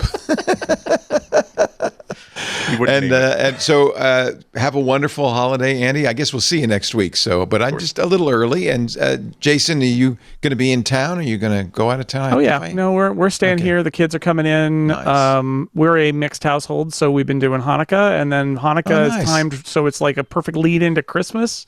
We get to do both. A lot of fun, and good to have the kids here. Yeah. That's it's funny. It's very bittersweet when the kids leave to go to college, but then there is some joy to see them come back. I'm going to see my kids for Christmas too. I'm looking forward to that. Salt Hank great. will be jet setting in briefly. Looking forward to watching the live stream. I don't know about that. Yeah, I'm going to make him cook though. He better make us a No French excuses. dip sandwich for Christmas. That's all I'm asking. I tell you, there's one other thing I am asking, and that is for your support in this holiday season. How about giving a geek in your life a Club Twit membership? Did you ever think of that? This is a good time to do it. We have a 10% off certificate in the club right now for annual memberships for either you or as a gift, but it does expire. I mean, you've got till December 25th, so you've got a week and a few days to take advantage of this. twit.tv/clubtwit. The club gets you a few benefits, ad-free versions of all the shows, which is nice. You also get access to our Disco, the Club Twit Discord, where we talk about all kinds of things going on in the world, as well as about the shows. And it's always snowing in the Club Twit Discord, by the way. Just that's actually thanks to that program that you recommend, Jason, Festivitius, or whatever it's called. We also have special programming that we do in the club only. Actually, we've got some stuff coming up. The AI user group. I think Micah's doing his crafting corner tomorrow. Yep, 6 p.m. Pacific. I'm going to do an interview. This is kind of off the wall, but I'm going to do an interview on January 2nd with a comedian, New York comic Mark Malkoff, who is a big Johnny Carson fan. I am a big Johnny Carson fan, The Tonight Show. He interviewed everybody, 400 interviews about Johnny, and he's written a book called Love Johnny Carson, which coincidentally he wrote to ask me he said, I know your audience is geeks, but do you think they'd be interested? And I said, I just bought your book and I'm listening to it and I love it. And yes, so we're going to talk about Johnny Carson. I know it's a little off the wall. That's a club event though, so we get to do things a little different. I learned about that book because it was on one of a top 10 best comedy books of 2025 list. Yeah. So I look forward to that. It's thrilling. I can't wait to talk to him. We do our AI user group, usually the first Friday of the month, so that'd be January 2nd as well. So we're going to do kind of back-to-back shows. We've got the photo show we do every month. We've got Stacy's Book Club soon, and that is a really good book. I've been enjoying reading that. The Under Hollow London, Underneath the Hollow London, something like that. But anyway, the point is we do a lot of extra programming. We have a lot of fun. And the real reason to join is it supports what we do here. Without you, we would not be able to do what we do. So if you like the shows, whether it's MacBreak Weekly or Twitter, Intelligent Machines or Security Now or Windows Weekly or This Week in Spam, all the shows we do, support us, would you? twit.tv/clubtwit. Breaking news, January 30th for the book club. January 30th, we've set a date. All right, good. One other thing, have we put the survey up yet? Is it up yet? I don't know. Go to twit.tv/survey26. If it's not up yet, go in a week or so, because we like to do this at the end of the year. It's another way you can support us. Just it takes a few minutes. It helps us get to know you a little bit better. It is up. Helps us to get to know you a little bit better, but also helps us with advertisers because we don't know anything about you. We don't want to know anything about you. We don't want to collect information about you. And RSS podcasts have no way of doing that. So we do this survey every year voluntarily. If you want to just tell us a little about yourself, we're not going to, of course, attach it to your, personal information. We only do it in aggregate. 91% of our audience are IT decision makers, that kind of thing. But it does help us a lot. Year end, we do this once a year. twit.tv/survey26. Yes. Survey was in the newsletter. Yes, there's a newsletter, Darren. You didn't know that? That's free. twit.tv/newsletter. There's, we do a lot of things. There's the Club Twit forums at twit.community. Actually, those are for everybody, not just club members. Twit.community, the forums. There's also a Mastodon instance, twit.social. We do a lot of things.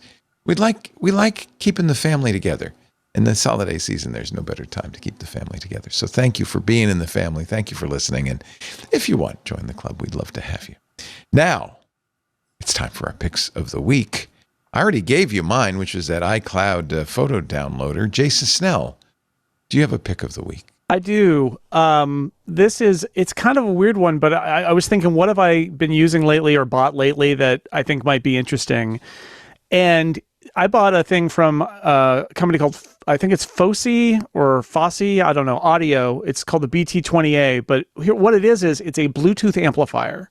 So it's very small. It's a very small box with a little antenna on it, and that's good because a lot of these boxes that do this same thing don't have an antenna, and their Bluetooth range is really bad. And this one has a little bit better Bluetooth range. Why would you buy this? If you describe your use case. So the reason you buy, a friend of mine has this, and he uses it out on his deck. He has a couple of speakers, like stereo speakers, that you have to have an amp to run. This is a teeny tiny box. You run speaker wire to the speakers, and then you can pair to your phone and play music, and it just goes out over the speakers. So if you've got speakers that require an amp and you're like, I'm not going to buy another big receiver like what I've got for my 5.1 stereo or whatever, this is a little tiny compact amp that does Bluetooth. Now, how I'm using it, and you're going to love this, Leo, I wanted a system so that when you're reading an ad and I walk away to get some more water or get a snack or something, that I can still hear you. And so I bought this. I have a little Bluetooth transmitter in my office, and then on the other side of this wall, I have this amp that's paired to it, and it's attached to a speaker that is a rogue speaker in my ceiling that never got used. And so what happens is I press a button here, Audio Hijack starts streaming to a headphone jack on my Thunderbolt hub that's attached to the Bluetooth transmitter. I take my headphones off, I walk out there, and I can hear you reading the ad. And that means I know when I need to get back in my chair. And I do that for Upgrade as well when my Curly's reading the ads. I need this. And it's because for years I've been like, I have to personally time, like, how long do I think the ad is going to be and rush. And now I can actually hear the ads and get an idea that it's wrapping up and make sure I'm back in time. So it's like a little studio monitor like you used to have at the East Side studio when we would have somebody come in over Zoom. We play them over so that even if you didn't have headphones, you could hear them. I thought, I want that in my house for my podcast when I'm not hosting and I can take a break. And how's the latency? So this is the thing. I have AirPlay speakers out there, and I could have used AirPlay, but the AirPlay latency is terrible. The latency on Bluetooth is much less. So it's under a second. It's like a quarter of a second, a half a second. It's really not very much, whereas AirPlay latency is actually really bad. And that would be bad, right? Because then I'd think you weren't wrapping up, and you've already wrapped up because I didn't want to do it that way. But a more common use case would be, again, if you've got a speaker or speakers that you're like, I can't use this because it's just, they're old because they were attached to my old stereo or whatever. These things are really cheap. They're on Amazon. Or there's Sonos speakers that only work as speakers because the Sonos sons of guns. No, I mean, this is classic speaker wire, right? So you got to have the little dual speaker wire. Those are powered, aren't they? Yeah. So they're powered. Regular so you need an amp. You need an amp for them. And this is the amp. And a lot of people have those left over, and they're thinking of the amps that they've got that are these huge things that they used in their stereo back in the day, but the speakers are still good. The answer is buy a cheap Bluetooth amp. They actually put out a decent amount of power. 300 and if you've got them, like if you've got powered speakers outside or something, and you're like, what do I do with that? And once they're on Bluetooth, you can just use them from any device you want. And I thought that's a really cool idea. And like I said, a friend of mine has these out on his deck, basically, because he had a pair of speakers, outdoor speakers, that he wanted to power with this. And it gets them into the modern world with Bluetooth. And now I can hear you in my living room. Now you can go to the bathroom whenever I want. And I can go to the bathroom and then get more water, so I'll have to go to the bathroom later. That's a mighty big jug you got. I gotta go. Andy Anako, my friend, your pick of the week. Mine is a little bit of fun that I really, really enjoyed. It's a screensaver. Now, you've seen the classic shop sign where it's you know when a shopkeeper needs to like jump out for about 20 minutes, we'll hang this ubiquitous like white and red and blue sign will return, and then little plastic dial. So here's what the time I'm going to return. So someone decided, Yuichi Adichie of Tokyo decided to do this as a screensaver. So you can basically just set what time, like if you're going to step away from your desk for lunch or for whatever reason, you can just basically set the time. You can optionally set a message, but the thing is that it is a 100% faithful looking version of that sign that will just be a screensaver on your screen, showing again with the red plastic hands of the dial, showing you whoever's coming by your cubicle what time you will return. It's free. It's like the silliest but most joyful thing you could possibly have. And then you realize that, wait, I could actually use this. I no longer have to like put a Post-it note on my screen anymore to tell people that I'm going to be back in 40 minutes after I pick up my dry cleaning. Brilliant. We'll return at 9 p.m. Thank you, Andy and Akko. Have a wonderful holiday. We will see you again. I am and I will. All of you on the 23rd. Yes. I don't know what it is about 2025, but I'm playing Christmas music. I'm loving the decor. I'm eating cookies. I'm just enjoying it. We need to retreat into a space of joy that has been constant for some of us, has been reliable and constant. The things that are fortifying. I actually did a marathon of my favorite Christmas specials, including Charlie Brown Christmas, but also the Dick Van Dyke Show Christmas, Alan Brady Presents, and a couple other things. It's like, you know what, I'm going to retreat to a place that is very, very comforting. There's been bad news this week. We need a little bit of horrible weekend. Amen. Comfort. Yep. You too, Jason Snell. So nice to see both of you. Leo. We'll be back. One more show before the end of the year, the December 23rd show. Let's hope Alex can make it. He's busy this time of year. Yep. But it would be nice to have the secret making CIA toys missions for all don't the just good mission boys. Themselves. That's right. Santa has a live stream this year, and I know that's it. That's exactly it. They're live streaming the sleigh, and boy, that's a lot of setup. That's a lot of work. One hell of a gimbal on that sleigh to make sure he gets steady. But those of you who have Vision Pros are going to really enjoy the. Well, I mean, when you do 8K per eye at 120 frames, you really got something. You can't have Santa getting motion sickness while wearing those goggles on the sleigh going at Mach 1.8. Yeah, well, fortunately, he can do that now because the travel mode will let you do that. There you go. Frankly, on behalf of all the people who play the drinking game, thank you for saying 8K screen at 128 frames per second, because they are now satisfied. They were worried there would be no opportunity to imbibe without Alex Lindsay. Alex is always with us. You've made up for it. Thank you, Jason Snell. Thanks to all of our wonderful listeners. We're so good to see you in this holiday season. I hope you're finding some joy and family and love this season. And if not out there, in here, okay? We love you. We're glad you're here.